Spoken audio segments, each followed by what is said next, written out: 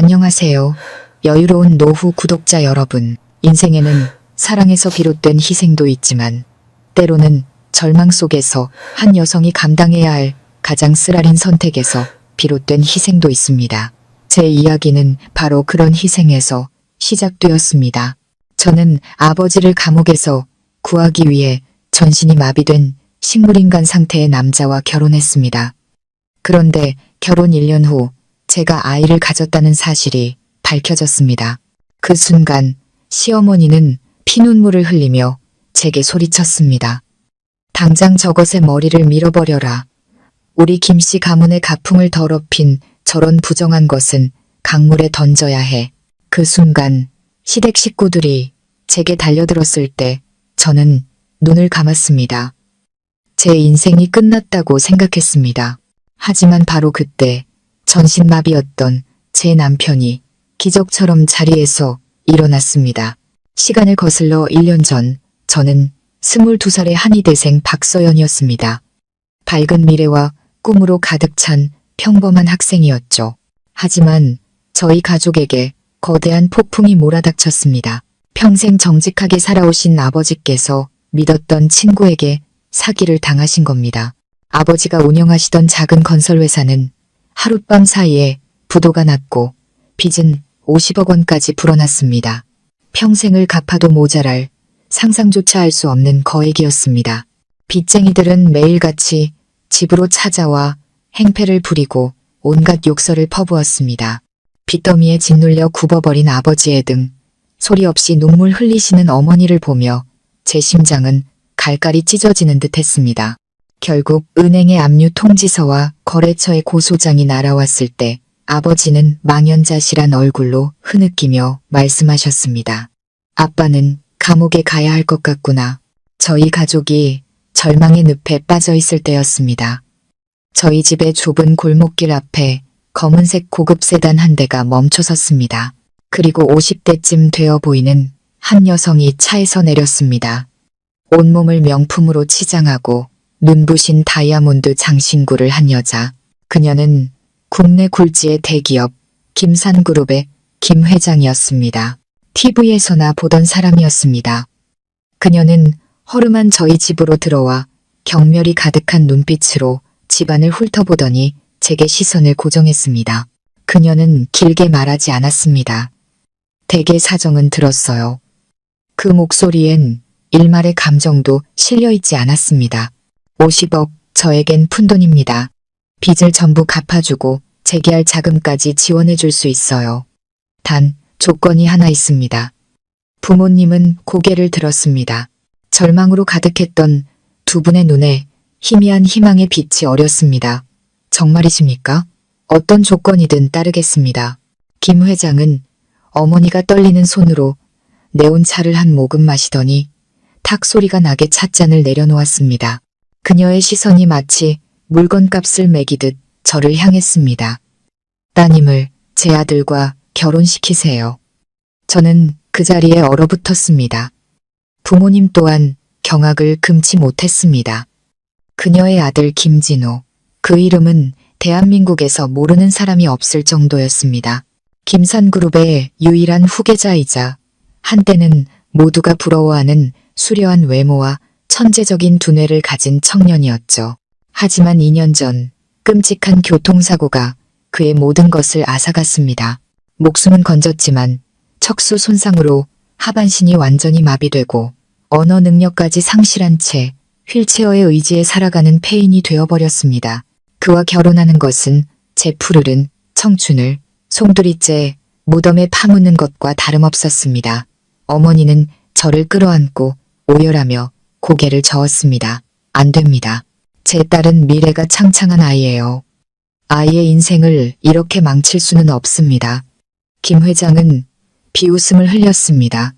그 비웃음은 한겨울 칼바람보다 차가웠습니다. 미래? 아비가 감옥에 가고 집안이 풍비박산 나는데 무슨 미래가 있겠어요? 전 그저 법적인 아내가 필요할 뿐입니다. 외롭지 않게 진우 곁을 지키며 돌봐줄 사람. 알아보니 따님은 한의학을 전공하고 있더군요. 아주 적임자예요. 그녀는 자리에서 일어나 명함 한 장을 테이블 위에 올려놓았습니다. 사흘의 시간을 주겠어요. 사흘 뒤에도 답이 없다면 법정에서 볼 준비나 하시죠. 그 말을 남기고 그녀는 돌아섰습니다. 허름한 저희 집에는 지독하게 비싼 향수 냄새와 죽음 같은 침묵만이 남았습니다. 그날 밤 저는 한숨도 자지 못했습니다. 어둠 속에 홀로 앉아 하염없이 눈물을 흘렸습니다. 전신마비 남편을 평생 돌보며 낯선 집에서 청춘을 썩히는 삶, 사랑하지 않는 남자의 아이를 낳아야 할지도 모르는 미래, 생각만으로도 숨이 턱 막혔습니다. 하지만 그때 희끗희끗한 머리카락과 고뇌로 깊게 팬 아버지의 얼굴, 절망적인 목소리가 떠올랐습니다. 아버지가 감옥에 가시게 둘 수는 없었습니다. 가족이 무너지는 것을 지켜볼 수만은 없었습니다. 사흘째 되던 날 동이 트기 전 저는 명함에 적힌 번호를 눌렀습니다. 김 회장의 목소리는 여전히 차가웠습니다. 제가 동의하겠습니다. 밤새 울어잠긴 제 목소리는 갈라져 나왔습니다. 수화기 넘어 잠시 침묵이 흐르더니 만족스러운 웃음소리가 희미하게 들려왔습니다. 아주 현명한 아가씨로군. 그 순간 제 인생은 결정되었습니다. 저는 가족의 평안을 위해 제 청춘과 행복을 팔아넘긴 것입니다. 이제부터 제 삶은 어둡고 절망적인 나날의 연속일 거라고 생각했습니다. 하지만 저는 전혀 알지 못했습니다. 제 마비된 남편의 휠체어 뒤에 상상도 못할 끔찍한 비밀이 숨겨져 있다는 것을, 우리 모두의 운명을 송두리째 바꿔놓을 거대한 비밀이 말입니다. 사랑 없는 이 결혼의 끝은 어디일지, 효심 깊은 이 여성이 시댁에서 어떤 풍파를 겪게 될지, 그리고 마비된 남편이 숨긴 비밀의 정체는 무엇일지 궁금하시다면 채널 구독과 알림 설정을 누르시고 앞으로 펼쳐질 흥미진진한 이야기를 놓치지 마세요. 제 결혼식은 일주일 뒤에 치러졌습니다. 결혼식이라고 하기에도 민망한, 차갑고 신속한 혼인신고 절차일 뿐이었습니다. 순백의 웨딩드레스도, 향기로운 꽃도, 따뜻한 축하의 말도 없었습니다. 저는 그저 어머니가 급하게 지어주신 단정한 원피스를 입고 있었습니다. 부모님은 구청 한쪽 구석에 앉아 눈물을 삼키느라 눈가가 붉게 물들어 있었습니다. 반대편에는 김 회장이 다리를 꼰 채 무표정하게 앉아 있었고 그 옆에 제 신랑 김진우 씨가 있었습니다. 그는 전동 휠체어에 앉아 있었습니다. 값비싼 검은 정장은 오랫동안 햇빛을 보지 못해 창백한 그의 피부를 더욱 돋보이게 했습니다. 그는 여전히 조각처럼 잘생겼지만 두 눈은 초점 없이 허공을 응시하고 있었습니다. 단 한마디도 하지 않았고 저를 쳐다보지도 않았습니다. 그는 마치 연극을 완성하기 위해 누군가 데려다 놓은 아름다운 인형 같았습니다. 직원이 저희 이름을 부르고 혼인신고서에 서명할 때 제 손은 사시나무처럼 떨렸습니다. 삐뚤빼뚤하게 남겨진 제 서명을 마지막으로 자유로웠던 제 처녀 시절은 공식적으로 끝이 났습니다. 모든 절차가 끝나자마자 김 회장은 저희 부모님께 작별 인사 한마디 없이 경호원에게 진우 씨의 휠체어를 밀라고 손짓했습니다. 저는 마지막으로 부모님을 돌아보며 안심하시라는 듯 억지 미소를 지어 보이고는 조용히 그들을 따랐습니다. 고급 세단은 우리를 김씨 가문의 대저택으로 데려갔습니다. 정교하게 조각된 거대한 철문이 열렸다가 제 등 뒤에서 쾅 하고 닫혔습니다. 마치 감옥문이 닫히는 것 같았습니다. 성처럼 웅장하고 화려한 저택이었지만 오싹할 정도로 차갑고 음산한 기운이 흘렀습니다. 웃음소리 하나 없이 대리석 바닥 위로 제 구두 소리와 진우 씨의 휠체어 바퀴 소리만이 건조하게 울려 퍼졌습니다. 김 회장은 저를 2층 복도 끝에 있는 거대한 방으로 안내했습니다.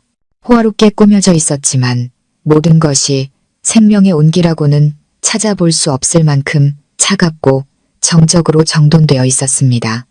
여기가 너희 부부의 방이다. 그녀의 목소리는 얼음장 같았습니다. 오늘부터 내 임무는 진우를 돌보는 거다. 식사, 약, 대소변 처리까지 전부 내 손으로 해야 해. 매일 아침 정확히 7시에 일으켜서 몸을 닦이고 옷을 갈아입혀라. 점심은 12시, 저녁은 7시, 잠은 9시에 재워.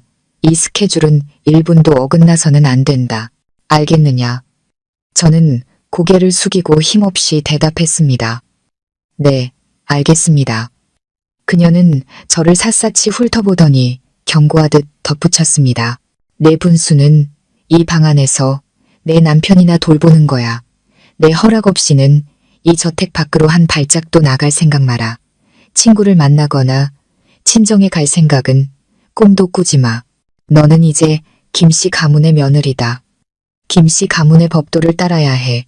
어길 시에는 나를 원망하지 마라. 그 말을 남기고 그녀는 제게 더 질문할 기회조차 주지 않고 돌아서 나가버렸습니다.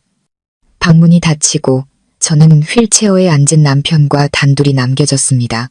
숨 막히는 적막감이 저를 짓눌렀습니다. 저는 화려한 방 한가운데서 한없이 작고 외롭게 느껴졌습니다. 저는 심호흡을 하며 마음을 다잡았습니다. 이건 내가 선택한 길이야. 무너질 수 없어. 저는 천천히 휠체어로 다가갔습니다. 이렇게 가까이서 김진우 씨를 본 것은 처음이었습니다. 그의 피부는 푸른 빛이 돌 정도로 창백했고 입술은 굳게 닫혀 있었습니다. 길고 짙은 속눈썹이 미세하게 떨렸지만 두 눈은 마치 이 세상의 어떤 것도 보고 싶지 않다는 듯 굳게 감겨 있었습니다. 그는 밀랍 인형처럼 미동도 없었습니다. 아무런 반응도 없었죠. 아마 듣지 못하거나 듣고 싶지 않은 거겠지요. 저는 제 일을 시작했습니다. 그의 휠체어를 욕실로 밀고 들어가 이런 일을 한 번도 해본 적 없는 서툰 솜씨와 온 힘을 다해 그의 몸을 씻겼습니다. 그의 몸은 생명력 하나 없이 축 늘어져 모든 것을 저 혼자 감당해야 했습니다.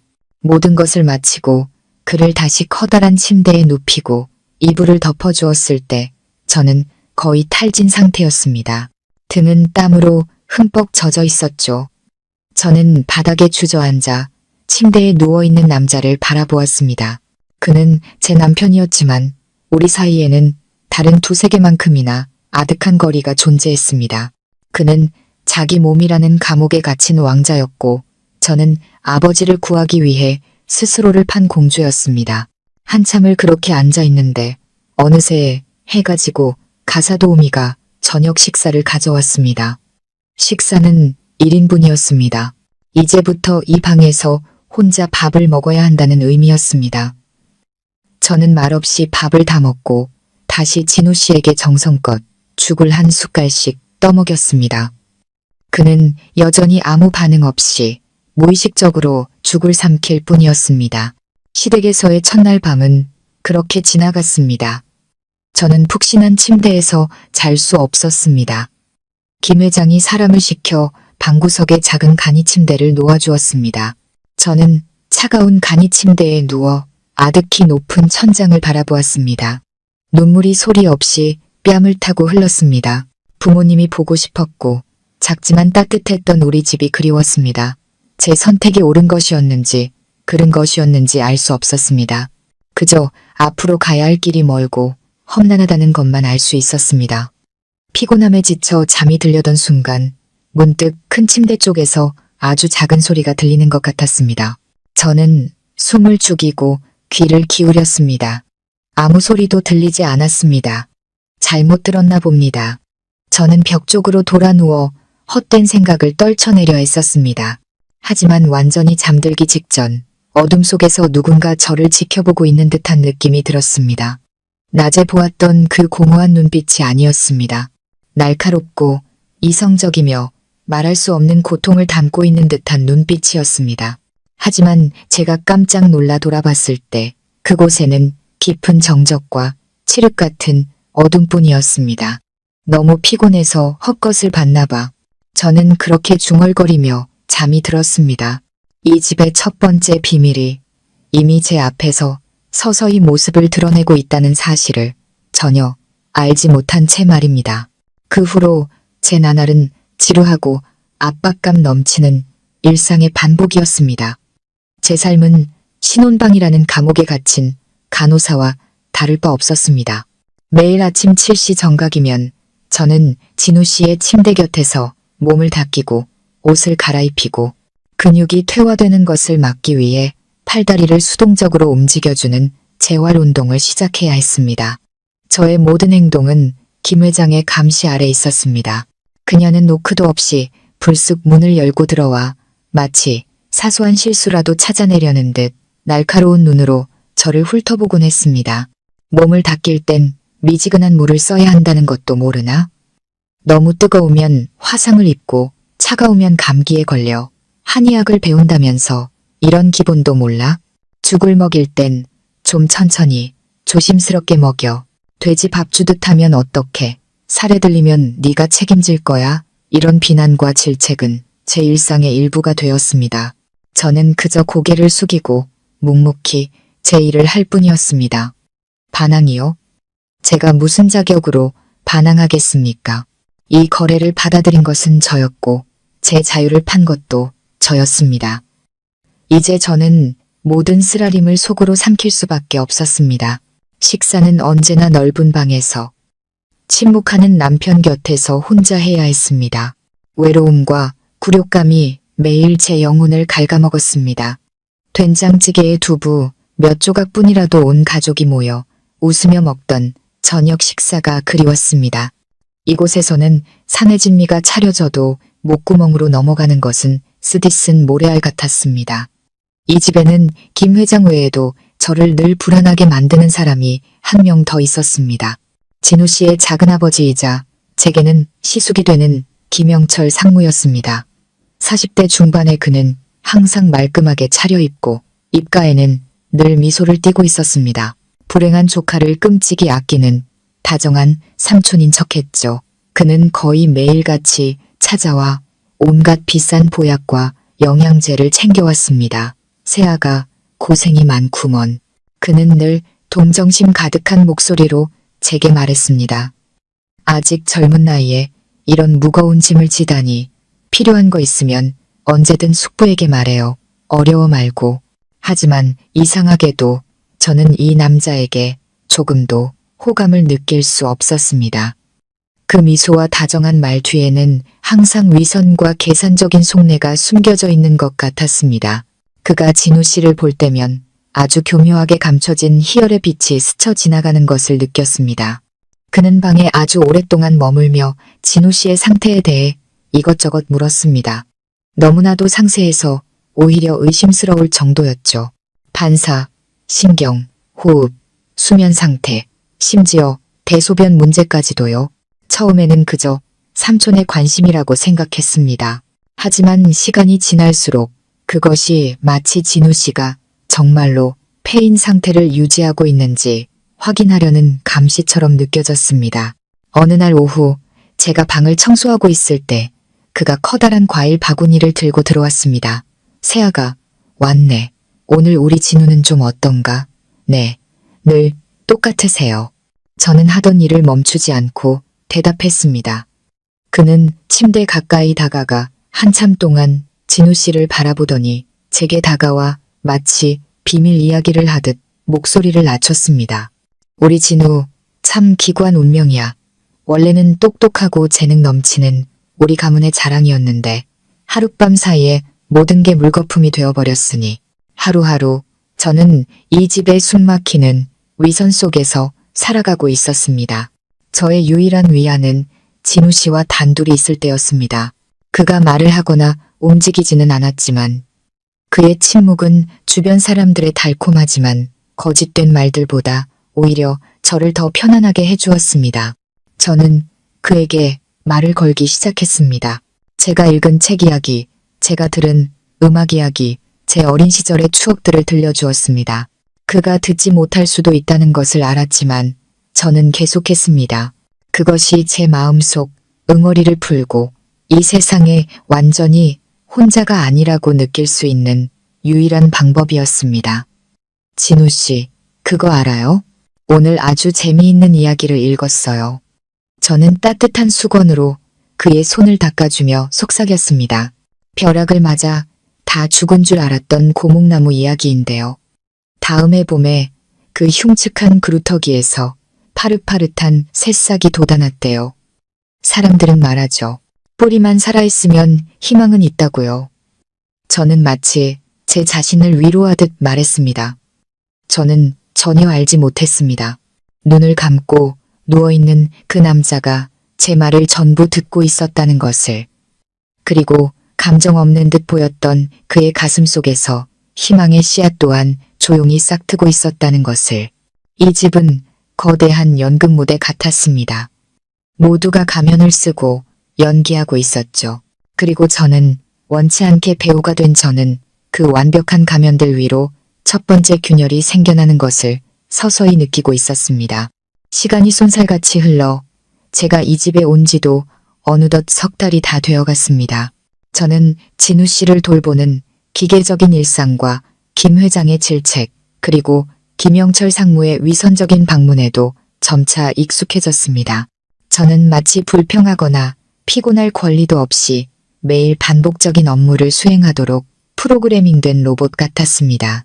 하지만 제가 학교에서 배운 한의학 지식은 제가 진우 씨를 그저 기계적으로만 돌보도록 내버려두지 않았습니다. 오랜 기간 마비 상태로 누워있는 환자에게 마사지와 지압, 관절 운동이 혈액순환을 유지하고 괴사를 막는데 얼마나 중요한지 알고 있었기 때문입니다. 그래서 매일 밤 가사 도우미가 물러가고 저택 전체가 깊은 정적에 잠기면 저는 저만의 조용한 치료를 시작했습니다. 저는 교수님들께 배운 마사지와 지압 기술을 이용해 그의 근육과 뼈 하나하나에 부드럽게 자극을 주었습니다. 그저 책임감 때문만은 아니었습니다. 이 불행한 남자를 향한 진심 어린 연민이 있었기 때문입니다. 때로는 마사지를 하며 학교에서의 즐거웠던 이야기나 새로 배운 약재에 대한 이야기를 속삭여 주었습니다. 그가 대답해 주리라 기대하지 않았습니다. 그저 제 말이 그가 갇혀있는 차가운 세상에 조금의 온기와 생기를 불어넣어 주길 바랐을 뿐입니다. 제 삶은 그렇게 흘러가고 있었습니다. 그러던 어느 폭풍우가 치던 밤, 저는 잠든 척 눈을 감고 숨소리를 고르게 쉬고 있었습니다. 그때 큰 침대 쪽에서 아주 작은 소리, 삐걱하는 소리가 들렸습니다. 심장이 멎는 것 같았고 온몸이 굳었습니다. 저는 여전히 눈을 감고 있었지만 모든 감각은 활시위처럼 팽팽하게 당겨졌습니다. 숨을 죽이자 이불이 스치는 소리가 한 번 더 들리고 긴 침묵이 흘렀습니다. 공기 중에 미세한 움직임이 느껴졌습니다. 침대 위에 그 남자가 더 이상 가만히 누워있지 않다는 것을 알 수 있었습니다. 그가 움직이고 있었습니다. 저는 아주 가느다랗게 실눈을 떴습니다. 복도에서 새어 들어오는 희미한 불빛 아래로 평생 잊을 수 없는 광경이 펼쳐졌습니다. 하반신이 완전히 마비된 줄 알았던 김진우 씨가 믿을 수 없을 만큼 고통스럽게 침대 난간을 붙잡고 몸을 일으켜 앉으려 하고 있었습니다. 그의 상체 전체가 부들부들 떨렸고 팔 근육은 파랗게 핏줄이 설 정도로 단단하게 굳어 있었습니다. 땀이 이마를 적셔 관자놀이로 흘러내렸지만 그는 어떤 소리도 내지 않고 이를 악물었습니다. 저는 비명을 지를 뻔했지만 황급히 손으로 제 입을 틀어막았습니다. 이게 무슨 일이지? 꿈인가? 현실인가? 그가 앉아 있었습니다. 하지만 저의 경악은 거기서 끝나지 않았습니다. 간신히 앉은 그는 잠시 숨을 고르더니 다시 자기 몸과의 사투를 시작했습니다. 그는 두 팔로 몸을 지탱하며 천천히 침대, 가장자리로 몸을 옮겼습니다. 그리고 두 발을 차가운 바닥에 내려놓았습니다. 낮에는 힘없이 축 늘어져 있던 그의 두 다리가 분명했습니다. 다리는 심하게 떨리고 있었지만 그것은 엄청난 무게를 감당하느라 안간힘을 쓰는 떨림이었습니다. 그는 침대를 단단히 붙잡고 쓸모없어 보였던 두 다리에 온 힘을 집중했습니다. 그의 얼굴은 고통으로 일그러졌지만 굳게 감은 두 눈 속에는 무서울 정도로 강철 같은 의지가 번뜩였습니다. 그리고 마침내 그는 스스로 똑바로 일어섰습니다. 그 순간 제 세상이 뒤집히는 것 같았습니다. 그는 갓 걸음마를 뗀 아기처럼 비틀거렸고 한 손은 여전히 침대를 붙잡고 있었습니다. 온몸이 멈추지 않고 떨렸습니다. 하지만 그는 섰습니다. 자신의 두 발로 똑바로 섰습니다. 그 광경은 너무나도 비현실적이면서도 충격적이어서 저는 숨소리 하나 내지 못하고 그저 지켜볼 뿐이었습니다. 잠시 균형을 잡은 그는 침대에서 손을 떼고 근처 옷장을 향해 천천히 손을 뻗었습니다. 그는 한 걸음 한 걸음 믿을 수 없을 만큼 힘들고 위태롭게 발을 내디뎠습니다. 마치 보이지 않는 거대한 족쇄를 끌고 가는 사람 같았습니다. 그는 옷장을 짚고 다시 벽을 짚으며 어둠 속을 이동했습니다. 그는 창가로 다가가 한참 동안 밖에서 쏟아지는 비를 바라보았습니다. 그리고 다시 몸을 돌려 방 안을 돌기 시작했습니다. 그의 걸음, 특히 오른쪽 다리가 더 약해 보였습니다. 바닥에 살짝 끌리며 미세한 마찰음을 냈습니다. 그제야 저는 모든 것을 깨달았습니다. 달아빠진 운동화, 그건 그의 것이었습니다. 그는 걷는 연습을 하고 있었습니다. 매일 밤 모두가 잠들었을 때, 제가 깊은 잠에 빠졌을 때, 그는 이 어둠 속에서 홀로 이 처절한 싸움을 계속해왔던 것입니다. 운동화의 비밀은 풀렸지만 훨씬 더 거대하고 무서운 비밀이 제 눈앞에 펼쳐졌습니다. 왜 그래야만 했을까? 왜 자신의 친어머니를 포함한 모든 사람을 속여야만 했을까? 그가 회복할 수 있다는 건 좋은 소식이 아닌가? 왜 그는 세상 모든 사람들의 눈에 폐인처럼 보이는 완벽한 연기를 해야만 했을까? 연약하고 미동도 없던 모습 뒤에 그는 대체 무엇을 숨기고 있는 것일까? 저는 침대에 누워 몸은 차갑게 식어갔지만 머리는 불타는 듯 뜨거웠습니다. 더 이상 두렵지 않았습니다. 대신 극심한 혼란과 충격에 휩싸였습니다. 제가 동정하고 운명의 불행한 희생자라고 생각했던 그 남자는 사실은 강철 같은 의지와 하늘을 뒤흔들 비밀을 품고 있는 사람이었습니다. 제가 알고 있던 그에 대한 모든 것, 이 집에 대한 것, 이 결혼에 대한 모든 것이 거짓이었습니다. 저는 미친 듯이 뛰는 심장을 안고 꼼짝없이 누워 있었습니다. 저는 제가 위험한 체스 게임에 우연히 발을 들여놓았다는 것을 깨달았습니다.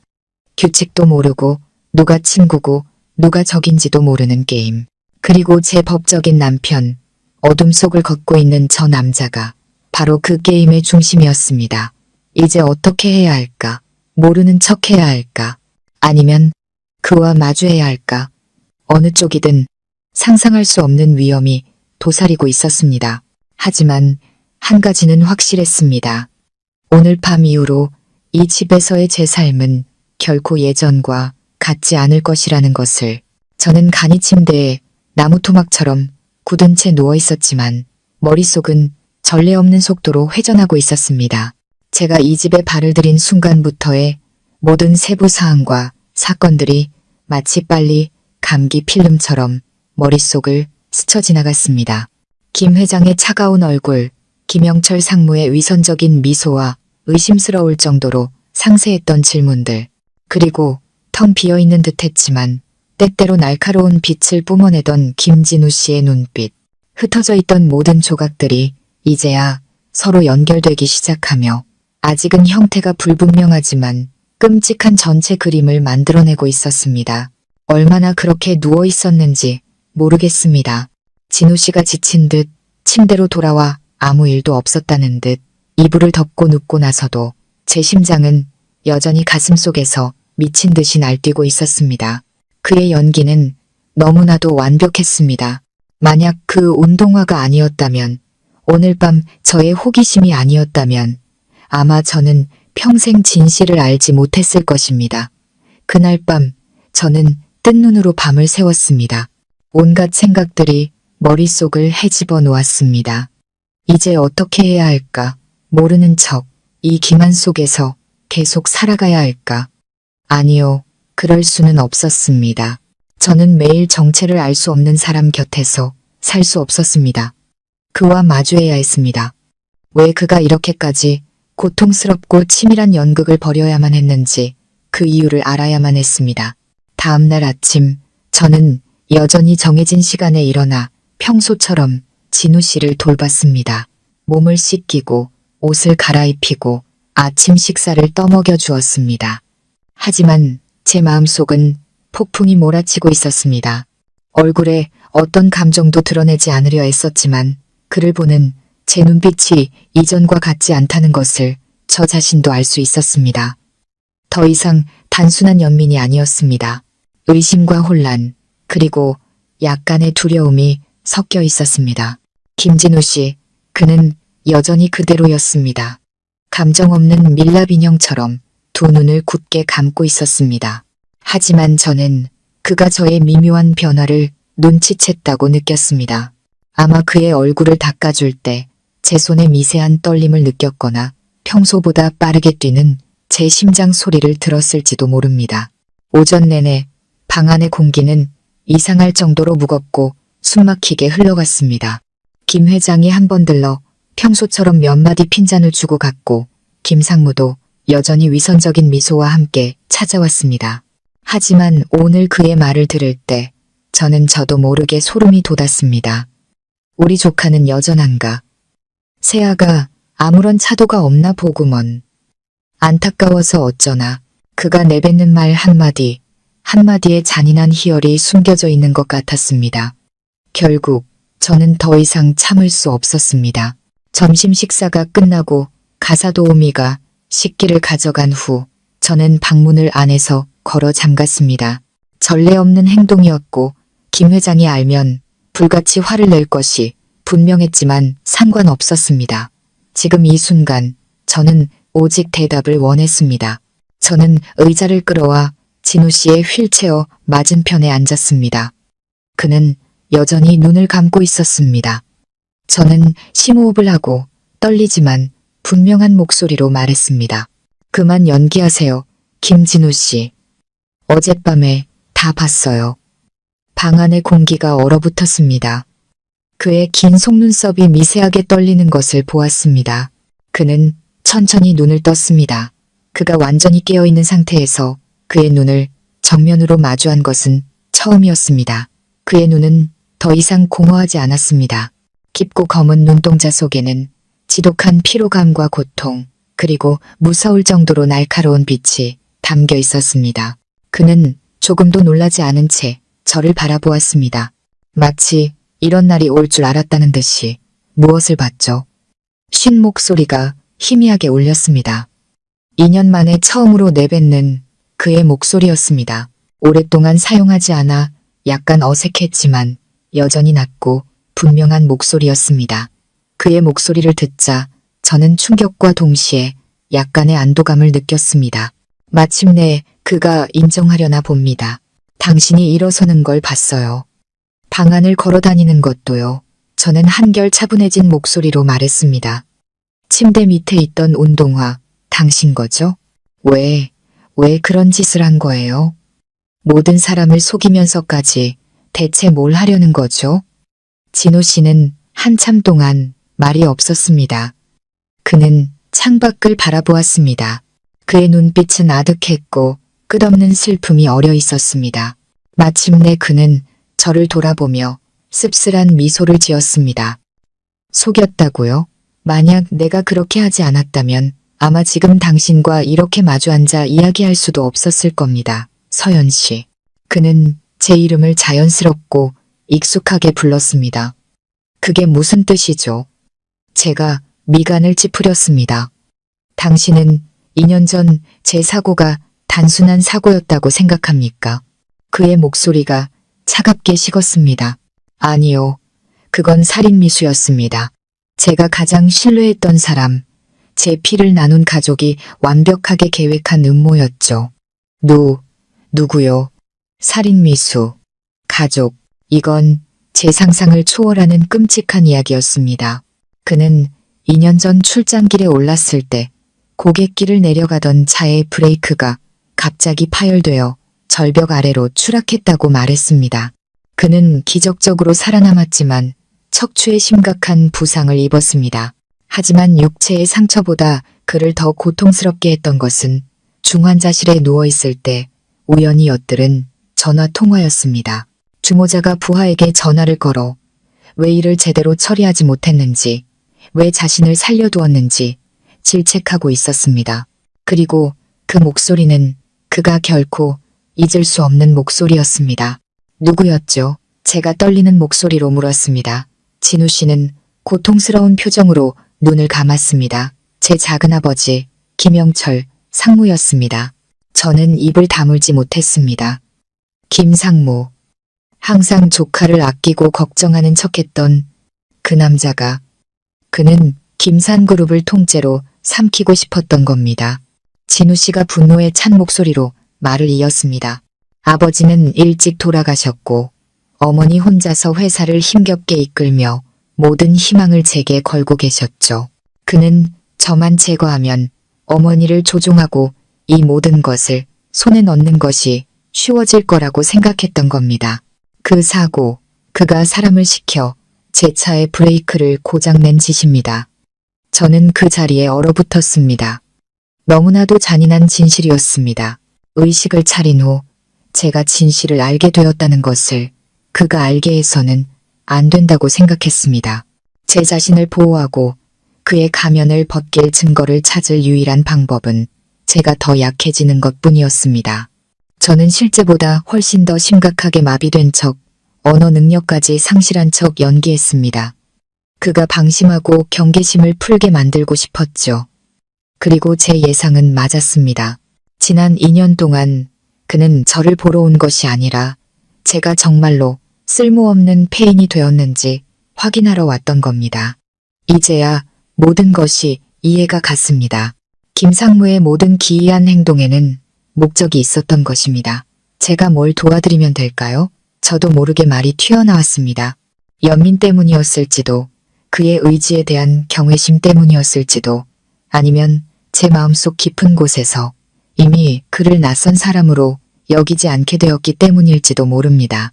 진우 씨는 놀라움과 감동이 뒤섞인 눈빛으로 저를 바라보았습니다.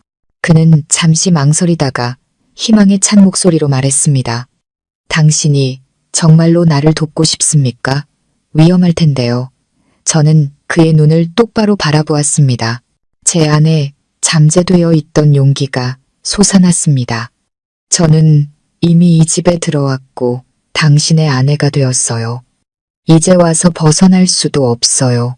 두려움 속에서 사느니 차라리 당신과 함께 맞서 싸우겠어요. 게다가 저는 아픈 사람을 보고 못 본 척하라고 의학을 배운 게 아니에요. 진우 씨는 따뜻한 빛이 감도는 눈으로 저를 바라보았습니다. 처음으로 그의 입가에 진짜 미소가 번졌습니다. 더 이상 씁쓸하지 않은 감사와 신뢰가 담긴 미소였습니다. 고마워요, 서연 씨. 만약 당신만 괜찮다면 부탁할 것이 하나 있습니다. 당신의 한의학 지식은 그 어떤 비싼 약보다도 제 회복을 앞당기는데 도움이 될 겁니다. 저는 한치의 망설임도 없이 고개를 끄덕였습니다. 네, 도와드릴게요. 그 순간 우리 사이에 새로운 계약이 맺어졌습니다. 더 이상 쓰라린 거래가 아닌 동맹의 약속이었습니다. 우리는 진실을 밝히기 위해 침묵 속에서 함께 싸워나갈 것입니다. 그리고 저는 알았습니다. 이 순간부터 이 집에서의 제 삶은 더 이상 무의미하지 않을 것이라는 것을. 그날 이후 저와 진우 씨의 관계는 완전히 변했습니다. 낮 동안 사람들 앞에서는 여전히 기묘한 부부, 즉 감정 없는 마비 환자 남편을 돌보는 젊은 아내의 모습을 연기했습니다. 하지만 밤이 되어 방문이 잠기면 또 다른 세상이 열렸습니다. 우리의 신혼방은 비밀 물리치료실이 되었고 저는 한의대 졸업반 학생에서 제 남편의 개인 주치의가 되었습니다. 저는 제가 배운 모든 한의학 지식을 그에게 쏟아부었습니다. 척수 손상 후 운동 기능을 회복하기 위해서는 경혈과 경락을 자극하는 것이 얼마나 중요한지 알고 있었습니다. 그래서 매일 밤 저는 소독된 침을 정성껏 준비했습니다. 처음 가느다란 침을 손에 들었을 때 손이 떨리는 것을 막을 수 없었습니다. 실제 사람에게 시술하는 것은 처음이었고 그 대상이 바로 김진우 씨였으니까요. 제가 잘할 수 있을지 모르겠어요. 제가 망설이며 말했습니다. 혹시라도 혈자리를 잘못 짚으면. 침대에 앉아 다리를 곧게 뻗고 있던 진우 씨가 신뢰 가득한 눈빛으로 저를 바라보았습니다. 괜찮아요. 난 당신을 믿어요. 그냥 해요. 그의 신뢰가 제게 용기를 주었습니다. 저는 심호흡을 하고 교수님들의 가르침을 하나하나 떠올리며 그의 다리에 있는 족삼리혈, 양릉천혈, 환도혈 등의 혈자리를 신중하게 찾아 하나씩 침을 놓았습니다. 처음에는 그가 고통으로 얼굴을 찡그렸지만 이내 이를 악물고 어떤 불평도 없이 참아냈습니다. 그의 이마에 송골송골 맺힌 땀방울을 보며 제 마음은 아려왔습니다. 침술이 끝나면 쑥등으로 혈자리를 따뜻하게 해주고 마사지와 지압을 시작했습니다. 저는 온 힘을 다해 경락을 따라 문지르고 혈자리를 눌러주며 그의 기혈순환을 돕고 굳어진 근육을 풀어주었습니다. 이 일은 굉장히 고된 작업이어서 매일 밤 일이 끝나면 온몸이 쑤시고 땀으로 흠뻑 젖었습니다. 하지만 아주 조금이라도 그가 나아지는 모습을 볼 때면 제 모든 피로는 눈 녹듯 사라졌습니다. 처음에는 그의 다리에 힘이 거의 없었지만 한 달 정도 꾸준히 치료를 계속하자 그의 근육이 눈에 띄게 단단해지고 반사신경도 좋아지는 것을 느낄 수 있었습니다. 그는 이제 혼자서 훨씬 안정적으로 일어서고 걸을 수 있게 되었습니다. 그 조용한 치료의 시간 동안 우리는 서로에게 더 많은 이야기를 나누기 시작했습니다. 그는 자신의 어린 시절 유일한 후계자로서 겪어야 했던 압박감 그리고 사고로 잃어버린 꿈에 대해 이야기해 주었습니다. 차가운 겉모습 뒤에 그는 따뜻하고 깊은 사람이었습니다. 저 또한 마음을 열고 제 가족 이야기와 사람들을 치료하는 작은 한의원을 여는 것이 꿈이라는 소박한 이야기를 해주었습니다. 우리는 서로에게서 외로운 영혼의 동질감을 발견했습니다. 우리 사이의 감정은 소란스럽지 않게 자연스럽게 싹 텄습니다. 그것은 마치 밤에 조용히 흐르는 작은 시냇물처럼 서로의 영혼 구석구석으로 스며들어 메마른 땅을 적셔주었습니다. 저는 더 이상 책임감만으로 그를 대하지 않았습니다. 그가 고통으로 얼굴을 찡그릴 때 걱정했고 그가 한 걸음 더 내디뎠을 때 진심으로 기뻐했습니다. 저는 그의 취향에 신경 쓰기 시작했고 몰래 가사 도우미에게 부탁해 그가 좋아하는 음식을 만들게 했습니다. 어떤 밤에는 치료가 끝나고 지쳐 잠든 그의 얼굴을 한참 동안 바라보기도 했습니다. 저도 모르게 손을 들어 그의 이마를 덮은 머리카락을 부드럽게 쓸어 넘겼습니다. 그 순간 저는 제 심장이 그를 향해 뛰고 있다는 것을 깨달았습니다. 진우 씨 또한 더 이상 저를 돈으로 사온 간병인으로 대하지 않았습니다. 그는 다른 눈빛으로 저를 바라보았습니다. 존중과 감탄, 그리고 그 자신도 모르는 부드러움이 담긴 눈빛이었습니다. 손이 다 거칠어졌네요. 어느 날 마사지를 마친 제 손을 그가 붙잡으며 안타까운 목소리로 말했습니다. 나 때문에 당신이 고생이 많아요. 괜찮아요. 이젠 익숙해요. 저는 황급히 손을 빼며 얼굴을 붉혔습니다. 치료 중의 신체적 접촉과 영혼의 교감은 우리를 그 어느 때보다 가깝게 만들었습니다. 우리 사이의 벽은 서서히 허물어졌습니다. 때로는 제가 지압에 열중하고 있을 때 그가 갑자기 제 손을 잡아 가볍게 입을 맞추기도 했습니다. 그 작은 행동 하나하나가 제 심장을 뛰게 만들었습니다. 우리는 마치 온 세상에 자신의 감정을 숨겨야만 하는 비밀스러운 연인 같았습니다. 우리의 사랑은 달콤하면서도 쓰라리고 또 위험했습니다.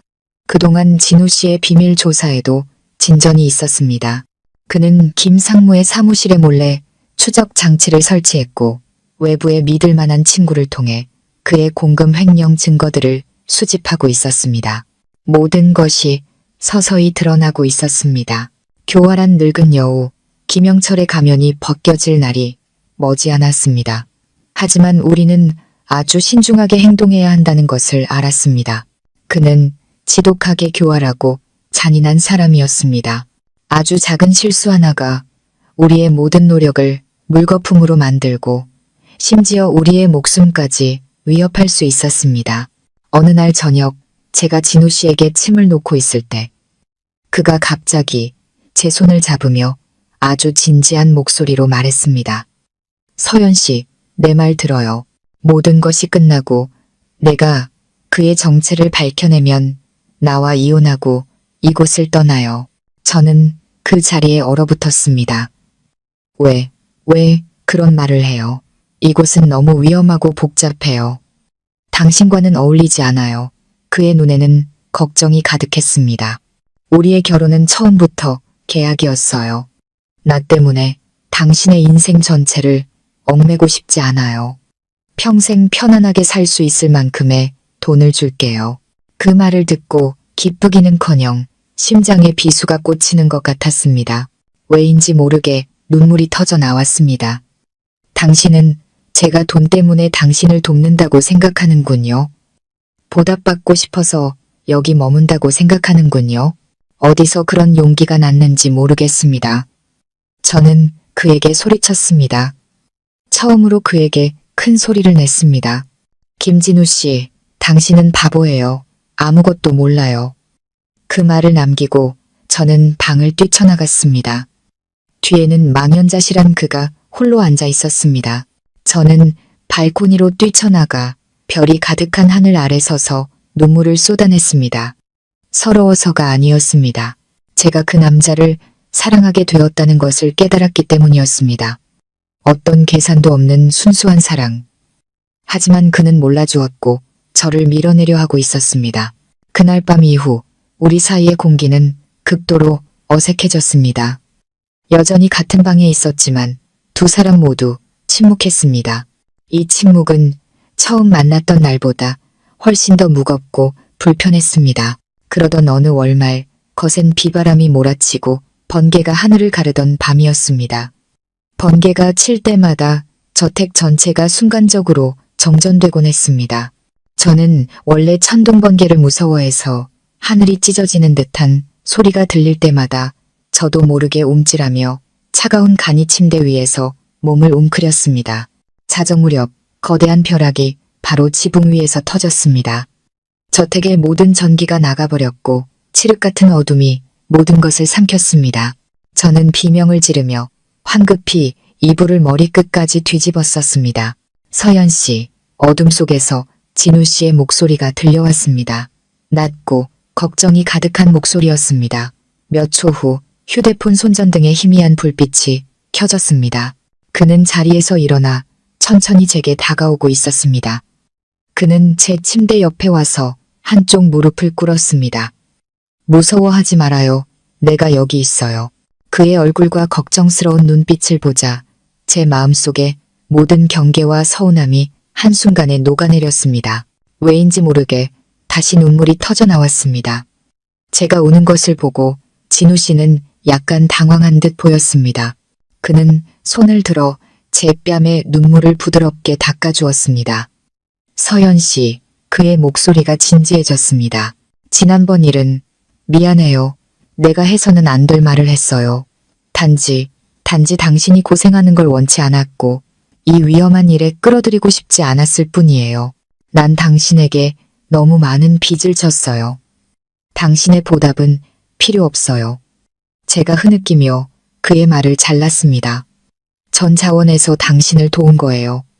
또 한 번 거대한 천둥이 쳤습니다. 저는 반사적으로 몸을 웅크렸고 그는 저도 모르게 저를 품에 안았습니다. 알았어요. 알았어. 이제 그런 말 안 할게요. 무서워하지 말아요. 저는 그의 단단하고 따뜻한 가슴에 기댔습니다. 우리는 그렇게 어둠 속에서 아무 말 없이 서로의 심장 박동 소리를 들었습니다. 서연 씨, 한참 후에 그가 다시 조용히 불렀습니다. 모든 일이 끝나도 내 곁을 떠나지 말아줄 수 있나요? 심장이 쿵 내려앉았습니다. 저는 고개를 들었습니다. 어디에도 안 갈 거예요. 제가 단호하게 말했습니다. 만약 만약 당신이 저를 쫓아내지 않는다면요. 진우 씨의 입가에 환한 미소가 번졌습니다. 그는 고개를 숙여 제 이마에 부드럽게 입을 맞추었습니다. 절대 그런 일은 없을 거예요. 그리고 그는 더 가까이 다가와 제 입술을 찾았습니다. 처음에는 조심스러웠던 입맞춤은 이내 깊고 열정적으로 변했습니다. 지난 몇 달간 억눌러왔던 모든 감정이 담긴 입맞춤이었습니다. 그는 저를 가볍게 안아 올려 그의 커다란 침대에 부드럽게 눕혔습니다. 밖에서는 여전히 비바람이 울부짖었지만 이 방 안에는 오직 서로에게서 유일한 위안을 찾은 두 심장의 뜨거운 숨결과 박동 소리만이 가득했습니다. 그날 밤 우리 사이에 보이지 않던 벽은 완전히 무너졌습니다. 그날 밤 우리는 계약이 아닌 사랑으로, 진정으로 서로의 것이 되었습니다. 운명적인 그날 밤이 지나고 한 달 후 제 몸에 이상한 변화가 생기기 시작했습니다. 쉽게 피곤해지고 아침마다 헛구역질이 났습니다. 머릿속에 스친 한 가지 생각에 저는 두려움과 희망을 동시에 느꼈습니다. 저는 몰래 밖에 나가 임신 테스트기를 사왔습니다. 테스트기에 선명하게 나타난 두 줄을 보고 저는 욕실에 주저앉아 한참을 움직이지 못했습니다. 손발이 떨려왔습니다. 제가 임신했습니다. 김진우 씨의 아이를 가졌습니다. 그날 밤 저는 진우 씨에게 이 사실을 알렸습니다. 그 또한 저처럼 충격받은 듯 보였습니다. 그는 저를 품에 안고 떨리는 커다란 손을 제 배 위에 올려놓았습니다. 우리에게 아이가 생긴 건가요, 서연 씨? 그의 목소리가 감격에 젖어 떨렸습니다. 네, 저는 고개를 끄덕였고 참았던 눈물이 터져 나왔습니다. 울지 말아요. 그는 제 눈물을 닦아주었습니다. 이건 하늘이 우리에게 주신 최고의 선물이에요. 아무 걱정 말아요. 내가 두 사람을 반드시 지켜줄게요. 그의 단호한 눈빛에 제 마음도 굳건해졌습니다. 우리는 당분간 이 비밀을 지키기로 했습니다. 하지만 주머니 속의 송곳은 언젠가 튀어나오는 법. 제 뱃속의 아이는 날마다 자라났고 입덧 증세도 점점 심해졌습니다. 영원히 숨길 수는 없었고 올 것이 오고야 말았습니다. 임신 사실을 안 후 저는 행복과 불안이 뒤섞인 나날을 보냈습니다. 진우 씨는 저를 극진히 보살펴 주었습니다. 힘든 일은 아무것도 못하게 했고 매일 밤 꾸준히 재활 운동을 하면서도 훨씬 더 조심스러워졌습니다. 그는 몰래 친구에게 부탁해 임산부와 태아에 관한 책을 잔뜩 사와서는 밤마다 제게 소리내어 읽어주곤 했습니다. 작은 생명의 존재는 우리의 어두웠던 삶에 새로운 활기와 희망을 불어넣었습니다. 이 싸움을 빨리 끝내야 한다는 결심을 더욱 굳히게 만드는 원동력이 되었죠. 하지만 제 몸의 변화를 숨길 수는 없었습니다. 입덧이 시작되었습니다. 기름진 음식은 냄새만 맡아도 헛구역질이 났습니다. 체중이 줄고 안색도 창백해졌습니다. 이런 변화는 김 회장의 날카로운 눈을 피하지 못했습니다. 처음에는 제가 게으르다고 핀잔을 주었습니다. 꼴 좀 봐라. 환자 하나 돌보면서 저렇게 초췌해져서야 아주 유리공준하셨네. 저는 묵묵히 참았지만 구토하는 횟수는 점점 늘어났습니다. 어느 날 아침 진우 씨에게 죽을 떠먹여주다가 도저히 참을 수 없어 화장실로 달려갔습니다. 제가 나왔을 때 김 회장이 방 한가운데 서서 의심스러운 눈초리로 저를 쳐다보고 있었습니다. 마침 김상무도 막 도착한 참이었습니다. 세아가 무슨 일인가? 안색이 안 좋아 보이네. 그는 여전히 가식적인 걱정을 늘어놓았습니다. 하지만 산전수전을 다 겪은 김 회장은 그렇게 쉽게 속아 넘어가지 않았습니다. 그녀의 시선이 제 머리부터 발끝까지 훑더니 아직은 평평한 제 아랫배에서 멈췄습니다. 그녀의 눈에 차갑고 날카로운 빛이 스쳤습니다. 그리고 운명의 그날이 오고 말았습니다. 가사도우미가 방을 청소하다가 제가 서랍 속에 부주의하게 숨겨두었던 두 줄짜리 임신 테스트기를 발견한 것입니다. 그녀는 즉시 그것을 김 회장에게 가져갔습니다. 그 순간 김씨 가문에 거대한 지진이 일어났습니다. 제가 방에서 진우 씨에게 책을 읽어주고 있을 때 김 회장이 갑자기 쳐들어왔습니다.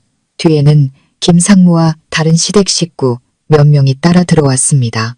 김 회장의 얼굴은 더 이상 차갑지 않았습니다.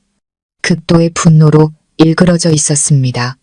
그녀는 다짜고짜 제 앞으로 다가와 임신 테스트기를 테이블 위로 내던졌습니다.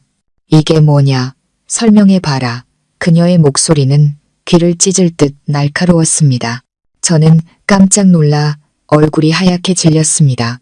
비밀이 탄로났다는 것을 직감했습니다. 저는 진우 씨를 쳐다보았습니다. 그는 여전히 휠체어에 앉아 무표정한 얼굴이었지만 휠체어 팔걸이를 잡은 그의 손은 핏줄이 설 정도로 굳게 움켜쥐어져 있었습니다. 제가 침묵하자 김 회장은 더욱 길길이 날뛰었습니다. 그녀는 제 얼굴에 대고 손가락질을 했습니다. 네가 감히 임신을 해? 내 아들은 2년 동안 손가락 하나 까딱 못하고 누워있는데 대체 누구의 아이냐? 말해. 그놈이 누구냐고. 그녀가 내뱉는 말 한마디 한마디가 거대한 망치처럼 제 머리를 내리쳤습니다. 그녀는 이미 제게 간통죄, 가문의 명예를 더럽힌 죄를 선고한 것이었습니다. 김상무가 분노로 비틀거리는 김 회장을 부축하며 나섰습니다. 형수님, 진정하세요. 일단 세아가의 설명을 들어봐야죠. 진우가 저렇게 아프니 세아가도 아직 젊은데 외로워서 한순간 실수했을 수도 있지 않습니까? 그는 마치 제 편을 드는 것처럼 동정어린 목소리로 말했지만 그 말은 욕설보다 더 잔인했습니다. 그는 제가 외도했다는 것을 기정사실화하고 있었습니다. 실수. 김 회장이 미친 듯이 웃었습니다. 이건 실수가 아니야. 이 가문 전체를 능욕한 거라고. 부정한 씨앗을 이 집에 끌어들였어. 내가 저 년을 죽여버릴 거야. 저 부정한 년을 내 손으로 죽이고 말겠어. 그녀는 굶주린 맹수처럼 제게 달려들었습니다. 저는 겁에 질려 뒷걸음질 쳤습니다. 휠체어에 앉은 진우 씨가 손을 뻗어 막으려 했지만 그는 너무 약했습니다. 바로 그때 김상무가 김 회장을 막아섰습니다. 형수님, 흥분하지 마세요. 이 일은 조용히 처리해야 합니다. 그리고 그는 차가운 눈빛으로 저를 돌아보았습니다. 세아가 솔직하게 말해. 이 아이, 누구 아이야? 사실대로 말하면 형수님도 정을 생각해서 살 길은 열어주실 거야. 그의 노골적인 협박에 등골이 서늘해졌습니다. 저는 주위의 얼굴들을 둘러보았습니다. 이전에는 제게 웃으며 칭찬을 아끼지 않던 시댁 식구들이 지금은 경멸과 혐오가 가득한 눈으로 저를 쳐다보고 있었습니다. 저는 그런 적 없어요. 제가 눈물을 글썽이며 떨리는 목소리로 말했습니다. 이 아이는 진우 씨 아이예요. 제 말이 끝나자마자 방하는 순간 정적에 휩싸였다가 이내 폭소가 터져나왔습니다. 진우 아이라고. 김상무가 가장 크게 웃었습니다. 세아가 농담도 참. 진우는 대소변도 남의 도움 없이는 못 가리는데 어떻게 아이를 가질 수 있겠나. 지금 우리 모두를 바보로 아는 건가. 저는 절망 속에서 고개를 저었습니다. 아니에요. 정말이에요. 하지만 아무도 제 말을 믿어주지 않았습니다. 그들은 이미 저를 죄인으로 단정 지은 후였습니다. 휠체어에 앉은 진우 씨는 분노와 무력감의 얼굴이 창백해진 채 이를 악물었습니다. 그는 일어서서 진실을 외치고 싶었지만 지금은 때가 아니라는 것을 알았습니다. 그는 그저 침묵 속에서 자신의 여인이 모욕당하는 것을 지켜볼 수밖에 없었습니다. 진짜 폭풍이 시작된 것입니다. 저는 방에 감금되었습니다. 외부와의 모든 연락이 차단된 채 죄수처럼 취급당했습니다. 하지만 육체적 감금보다 저를 더 고통스럽게 했던 것은 정신적인 고문이었습니다. 그들은 제게 죄를 인정하라고 강요했습니다. 하지만 저는 무너질 수 없었습니다.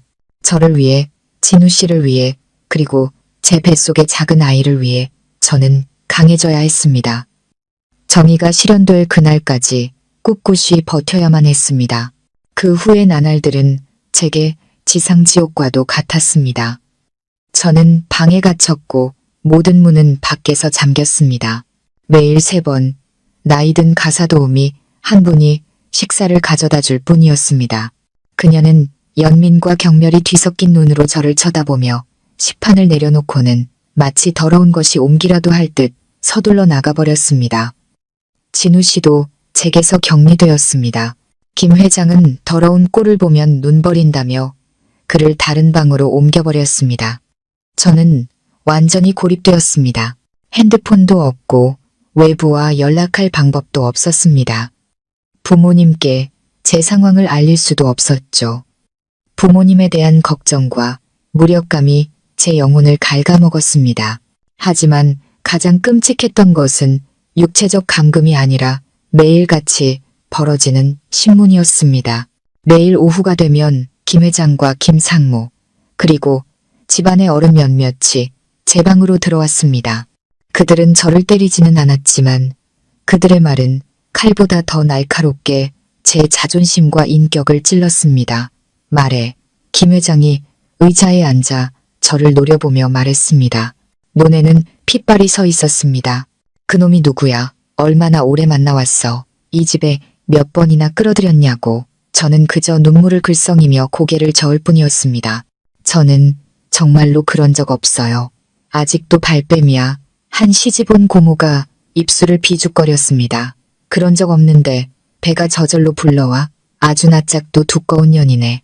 그들은 번갈아가며 가장 저속하고 악독한 말들로 저를 모욕했습니다. 제가 어떻게 애인을 몰래 집으로 끌어들였는지, 어떻게 사람들이 안 볼 때 추악한 짓을 저질렀는지에 대한 온갖 시나리오를 만들어냈습니다. 저는 극심한 혐오감과 수치심을 느꼈습니다. 저는 해명하려 했었고 애원했지만 제 모든 말은 그들의 저주와 비웃음 속에 묻혀버렸습니다. 그 정신적인 고문 속에서 김상무는 항상 온화하고 공정한 척하는 역할을 맡았습니다. 그는 김 회장이 너무 흥분하면 막아서곤 했습니다. 형수님, 진정하세요. 천천히 물어보면 다 말할 겁니다. 세아가 그는 동정하는 척하며 제게 말했습니다. 숙부도 세아가의 고충을 알아.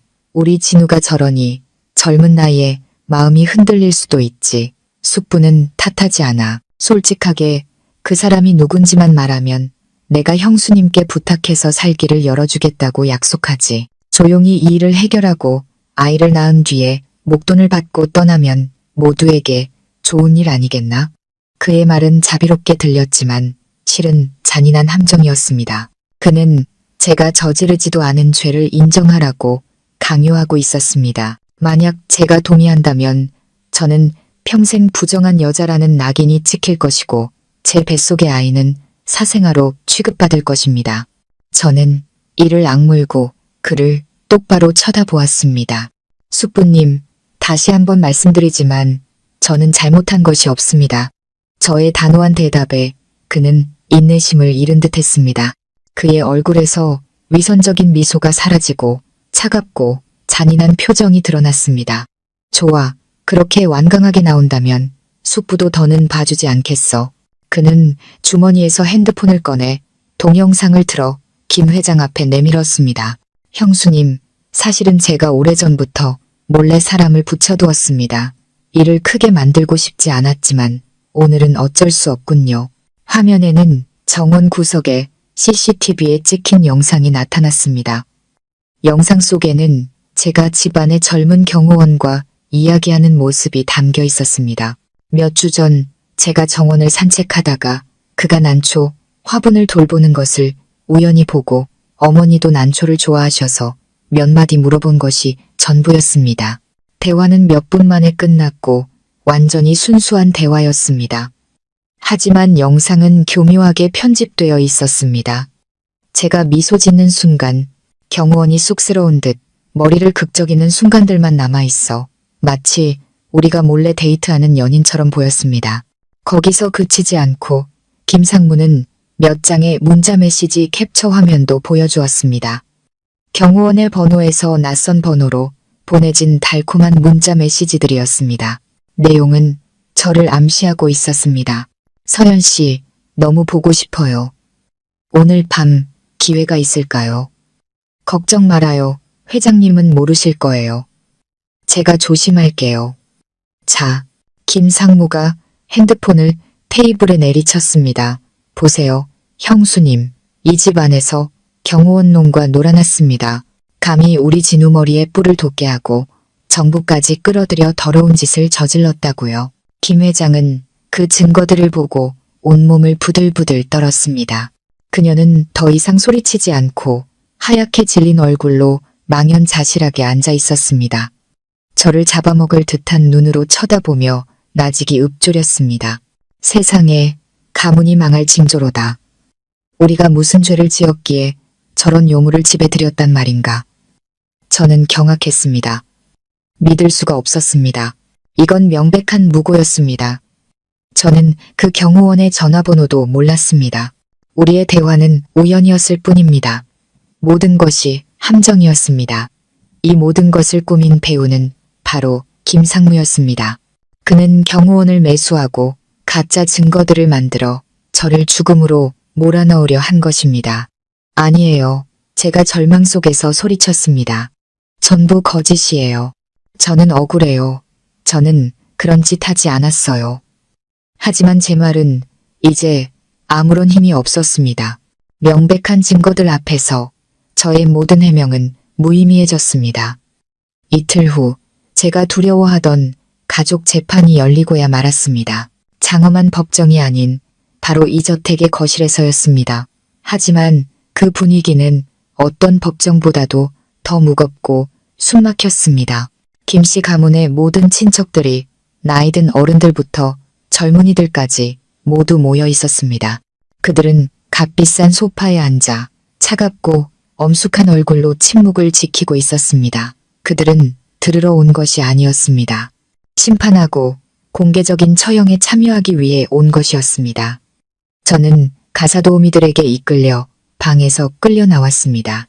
며칠간 제대로 먹지도 못하고 정신적 충격까지 더해져 저는 제대로 걷지도 못하고 몸에 힘이 하나도 없었습니다. 그들은 저를 거실 한가운데 차가운 대리석 바닥 위에 무릎 꿇렸습니다. 저는 고개를 들어 주위의 얼굴들을 둘러보았습니다. 이전에는 제게 웃으며 효심 깊은 며느리라고 칭찬하던 사람들이었지만 지금 그들의 눈에는 경멸과 혐오만이 가득했습니다. 김 회장은 주재석에 앉아 감정 없는 석상처럼 굳어 있었습니다. 그 옆에는 김상무가 교활한 승리감을 가식적인 슬픔으로 감춘 채 앉아 있었습니다. 진우 씨도 그곳에 있었습니다. 그는 모두와 떨어진 구석에 놓인 휠체어에 앉아 있었습니다. 그는 여전히 평소처럼 텅 빈 표정이었고 두 눈은 감겨 있었습니다. 하지만 그의 손이 하얗게 질릴 정도로 꽉 쥐어져 있는 것을 볼 수 있었습니다. 손마디가 피부를 뚫고 나올 것만 같았습니다. 그도 저처럼 고통받고 있었습니다. 오늘 김 회장이 입을 열었습니다. 그녀의 건조한 목소리가 거실 전체에 울려 퍼졌습니다. 모두를 부른 것은 우리 가문의 지독한 수치를 증언하게 하기 위함입니다. 내가 거두어주고 호의호식하게 해준 이 며느리가 온 가족의 믿음을 배신했습니다. 외간 남자와 놀아나 그의 아이를 베고 김씨 가문 조상님들의 얼굴에 먹칠을 했습니다. 그녀는 잠시 말을 멈추고 심호흡을 하더니 단호한 목소리로 말을 이었습니다.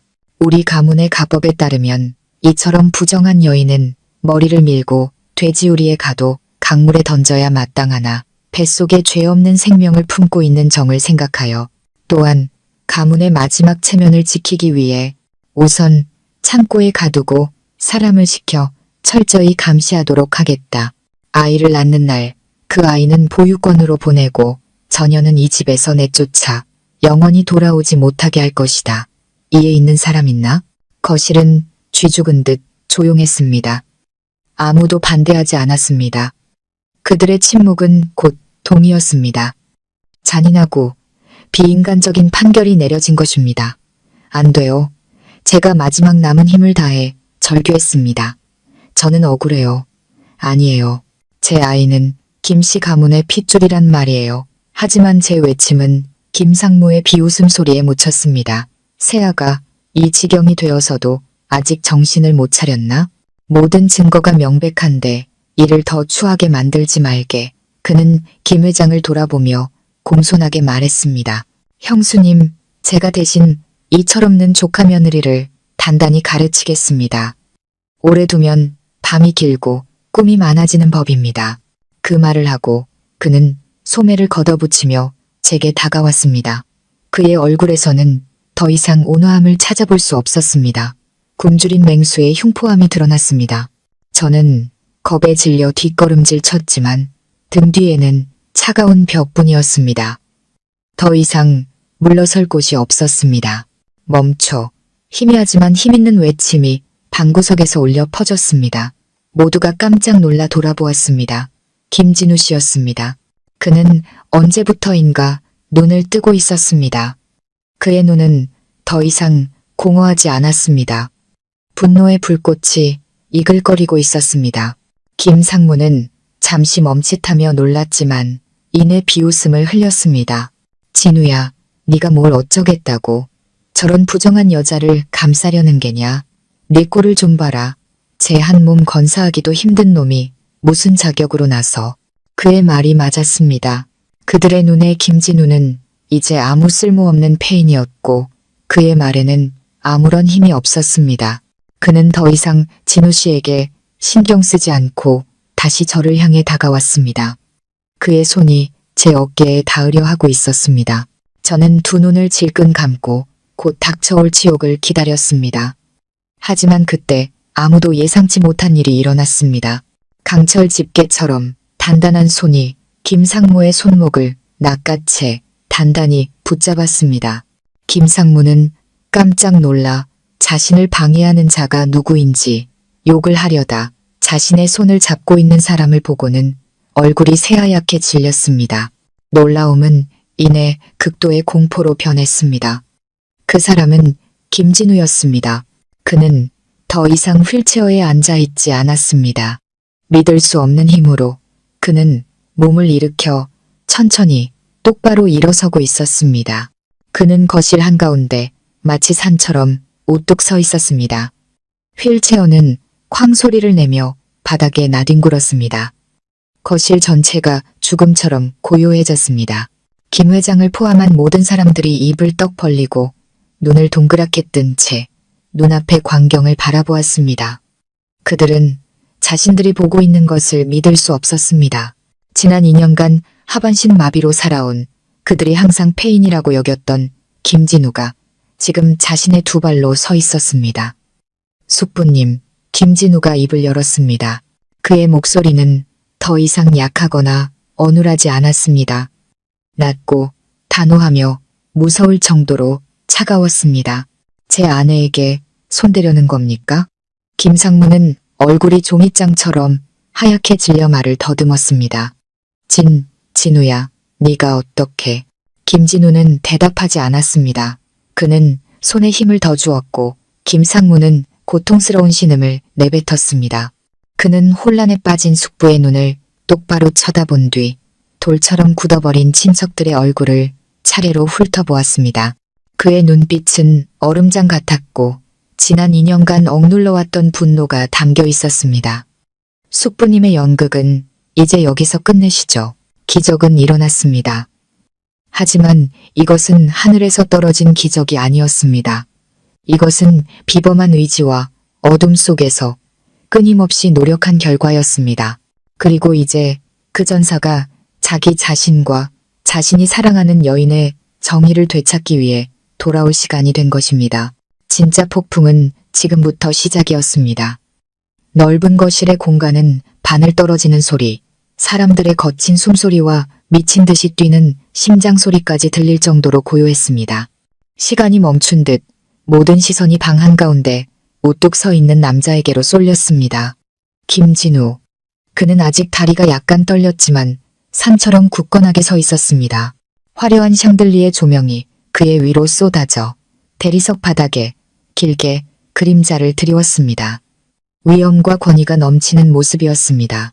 지난 2년간 이 집에 누구도 상상하지 못했던 모습이었습니다. 김 회장이 가장 먼저 충격에서 벗어났습니다. 그녀는 비틀거리며 일어나 떨리는 입술로 말을 더듬었습니다. 진우야, 네가 일어선 거니? 세상에, 내가 헛것을 보는 게 아니지. 내 아들. 그녀는 울고 웃으며 그에게 달려가려 했지만 아들의 차가운 눈빛에 그 자리에 멈춰섰습니다. 그 눈빛에는 재회의 기쁨이나 어머니의 걱정에 대한 감동이 없었습니다. 오직 거리감과 깊은 고통, 그리고 짙은 실망감만이 담겨 있었습니다. 한편 김진우에게 손목을 잡혔던 김상무는 얼굴에서 핏기가 완전히 가신 채였습니다. 그는 손을 빼내려 안간힘을 썼지만 소용없었습니다. 김진우의 손, 2년 동안 남몰래 단련해온 그 손이 쇠집게처럼 그의 손목을 옥죄었습니다. 손목에서부터 뇌까지 전해지는 고통에 그는 정신을 차렸지만 지금의 정신은 혼수 상태보다 더 끔찍했습니다. 그는 김진우를 바라보았습니다. 그의 눈에는 경악뿐만 아니라 벼랑 끝에 몰린 짐승의 극심한 공포가 서려 있었습니다. 진우야, 네가 언제부터 회복된 게냐? 그는 억지 미소를 지어 보였습니다. 정말 우리 가문의 복이다. 회복됐으면 말을 하지. 모두들 걱정했잖니. 그는 상황을 바꿔보려 조카의 회복에 기뻐하는 자상한 삼촌인 척 연기하려 했지만 이미 너무 늦었습니다. 김진우는 그에게 대답하지 않았습니다. 그는 고개를 돌려 여전히 눈물을 흘리며 멍하니 자신을 바라보고 있는 저를 보았습니다. 그의 얼음장 같던 눈빛이 순간 믿을 수 없을 만큼 부드럽고 따뜻하게 변했습니다. 그는 김상무의 손을 놓아버렸고 김상무는 바닥에 주저앉았습니다. 그리고 그는 천천히 제게 다가왔습니다. 그의 한 걸음 한 걸음은 아직 조금 부자연스러웠지만 흔들림 없이 단호했습니다. 그의 발걸음 하나하나가 그 자리에 있는 모든 사람들의 심장을 짓밟는 것 같았습니다. 그는 제 앞에 와서 허리를 숙여 부드럽게 저를 일으켜 세웠습니다. 그는 손을 들어 제 뺨을 타고 흐르는 눈물을 닦아주었습니다. 미안해요. 그의 낮은 목소리에는 깊은 후회가 담겨 있었습니다. 당신 혼자 이런 일들을 겪게 해서 정말 미안해요. 너무 고생 많았어요. 서연 씨. 저는 아무 말도 하지 못하고 그저 고개를 저었습니다. 눈물은 더욱 쏟아졌습니다. 하지만 이제 이 눈물은 굴욕의 눈물이 아니었습니다. 벅차오르는 감동과 행복, 그리고 위로의 눈물이었습니다. 마침내 그가 저를 위해 일어선 것입니다. 저를 일으켜 세운 후 그는 저를 자신의 등 뒤에 서게 하여 그들의 날카로운 시선으로부터 저를 보호하는 견고한 벽이 되어 주었습니다. 그리고 그는 몸을 돌려온 가족과 마주 섰습니다. 이제 그는 더 이상 쓸모없는 폐인이 아니었습니다. 그는 이 집의 진정한 주인이자 김산그룹의 유일한 후계자였습니다. 왕의 기품, 자신감과 권위가 그에게 돌아왔습니다. 이전보다 훨씬 더 강렬하게 모두들 많이 놀라셨나 보군요. 그가 입을 열었습니다. 크지 않은 목소리였지만 거실 전체에 단호하고 힘있게 울려 퍼졌습니다. 저 같은 폐인이 다시 일어서서 놀라셨습니까? 아니면 여러분이 연기하던 이 연극이 이제 막을 내려야 해서 놀라셨습니까? 아무도 감히 입을 열지 못했습니다. 그들은 그저 얼어붙은 채 그를 바라볼 뿐이었습니다. 그는 자신의 어머니 김 회장을 복잡한 눈빛으로 바라보았습니다. 어머니, 제가 일어선 것을 보고 기뻐하시는 것 압니다. 하지만 왜 제가 이 사실을 숨겨야만 했는지 한 번이라도 생각해 보셨습니까? 왜 2년 동안 제 친어머니에게조차 식물인간처럼 살아야만 했는지요? 김 회장은 눈물을 흘리며 고개를 저었습니다. 나는 몰랐다. 왜냐하면 김진우의 목소리가 차갑게 변했습니다. 제가 그렇게 하지 않았다면 어머니는 이 아들을 영원히 잃으셨을 테니까요. 그리고 이 집안에는 저승사자보다 더 무서운 자들이 있기 때문입니다. 제가 매일같이 죽기만을 바라는 자들이요. 그 말을 하며 그의 시선은 바닥에서 어정쩡하게 일어나고 있는 김상무에게로 향했습니다. 그렇지 않습니까? 제 사랑하는 숙부님. 김상무는 화들짝 놀라며 손사래를 쳤습니다. 진우야, 네가 무슨 말을 하는 거냐? 숙부는 늘 너를 걱정했는데. 걱정이요? 김진우가 비웃었습니다. 저를 걱정하셨습니까? 아니면 제가 왜 아직 죽지 않았는지 걱정하셨습니까? 제 완벽한 계획에 왜 차질이 생겼는지 걱정하셨겠죠. 네, 네가 지금 헛소리를 하는구나. 김상무가 목소리의 두려움을 감추려는 듯 소리쳤습니다. 형수님, 얘 말 좀 들어보세요. 이제 막 회복해서 정신이 온전치 않은 것 같습니다. 모두들 얘 말 듣지 마세요. 그는 김 회장을 자기 편으로 끌어들이려 했지만 김 회장 역시 처음의 충격에서 벗어나 무언가 잘못되었다는 것을 깨닫기 시작했습니다. 그녀는 동생과 아들을 번갈아 보며 혼란스러운 표정을 지었습니다. 김진우는 더 이상 그와 언쟁하지 않았습니다. 그는 그저 고개를 저으며 실망감을 감추지 않았습니다. 숙부님은 조금도 변하지 않으셨군요. 여전히 위선적이시고 여전히 연기를 잘하십니다.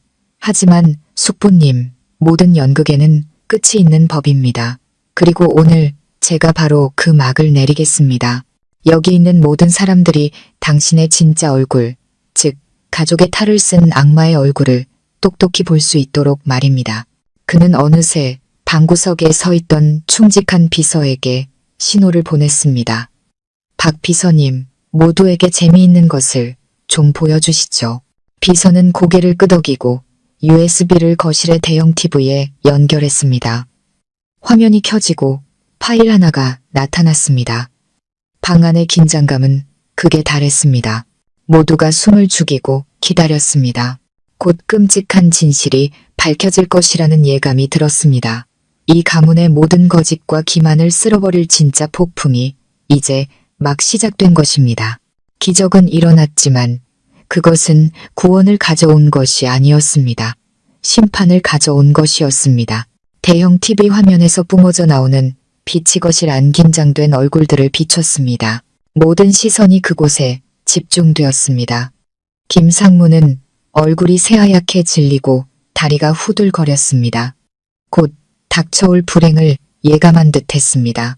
그는 달려가 막으려 했지만 2명의 경호원이 이미 그의 앞을 막아섰습니다. 모두들 똑똑히 보십시오. 김진우의 목소리가 차갑고 단호하게 울려 퍼졌습니다. 이것이 제 사랑하는 숙부님께서 우리 뒤에서 저지른 짓들입니다. 화면에 처음 나타난 것은 여러 개의 은행 계좌 내역서와 유령 계약서들이었습니다. 박 비서가 명료하게 설명하기 시작했습니다. 회장님, 그리고 여기 계신 모든 분들.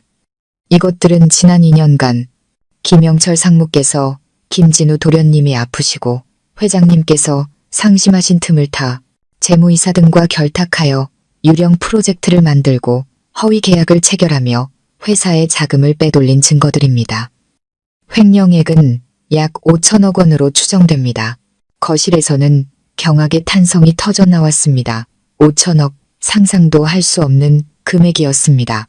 김 회장은 의자를 붙잡고서야 겨우 서 있을 수 있었습니다.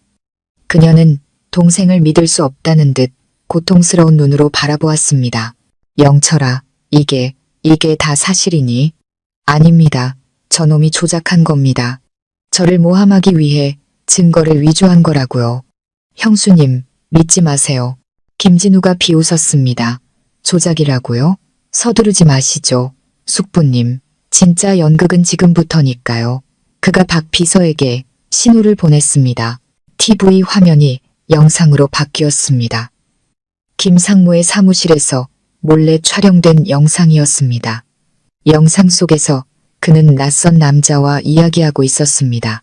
김진우건은 왜 그렇게 실수가 있었던 거야? 김상무의 분노에 찬 목소리가 울려 퍼졌습니다. 내가 거액을 줬는데 고작 그놈 하나 영원히 사라지게 하는 간단한 일을 처리 못해. 그런데도 아직 살아있다고 상대 남자가 대답했습니다. 형님, 화 푸십시오. 저희도 그놈 목숨이 그렇게 질긴 줄 몰랐습니다. 그런 절벽에서 떨어지고도 살아남다니요. 하지만 걱정 마십시오.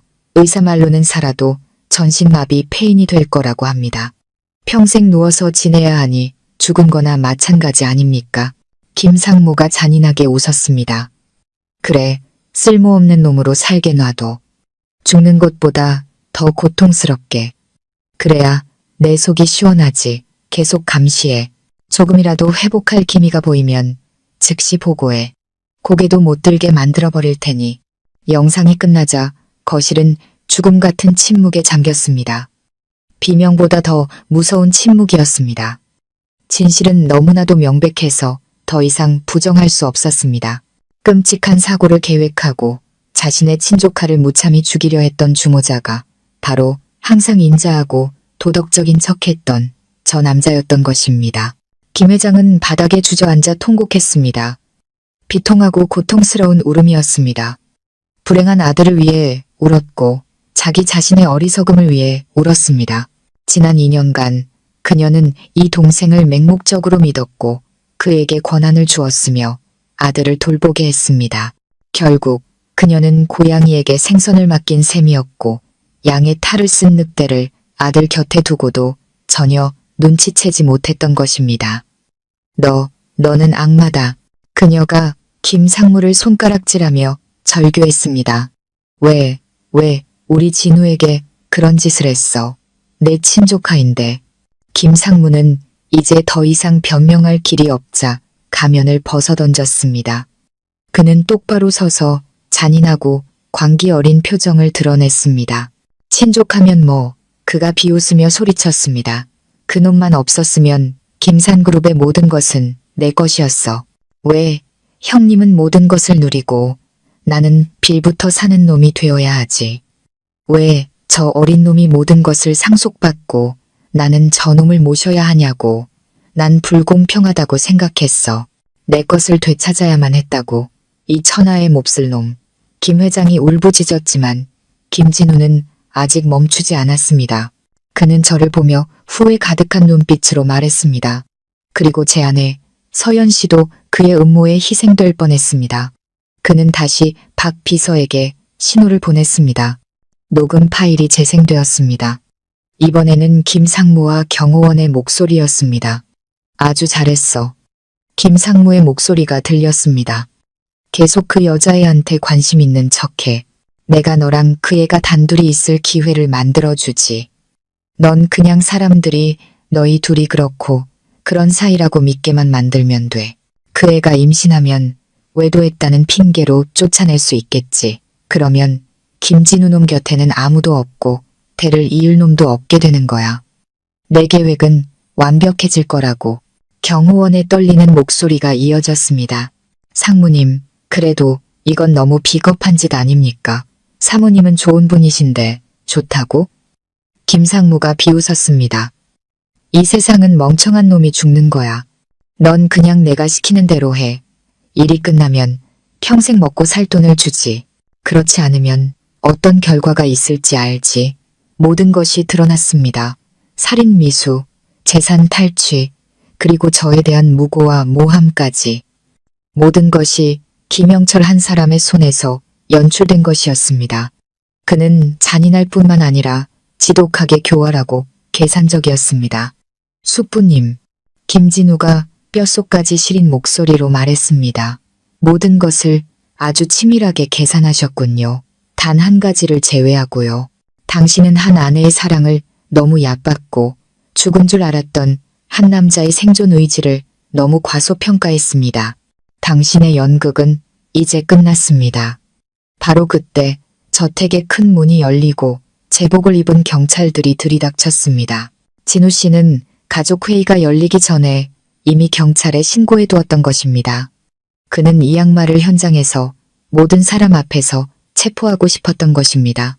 경찰을 본 김상무는 얼굴이 새하얗게 질려 도망치려 했지만 이미 너무 늦었습니다.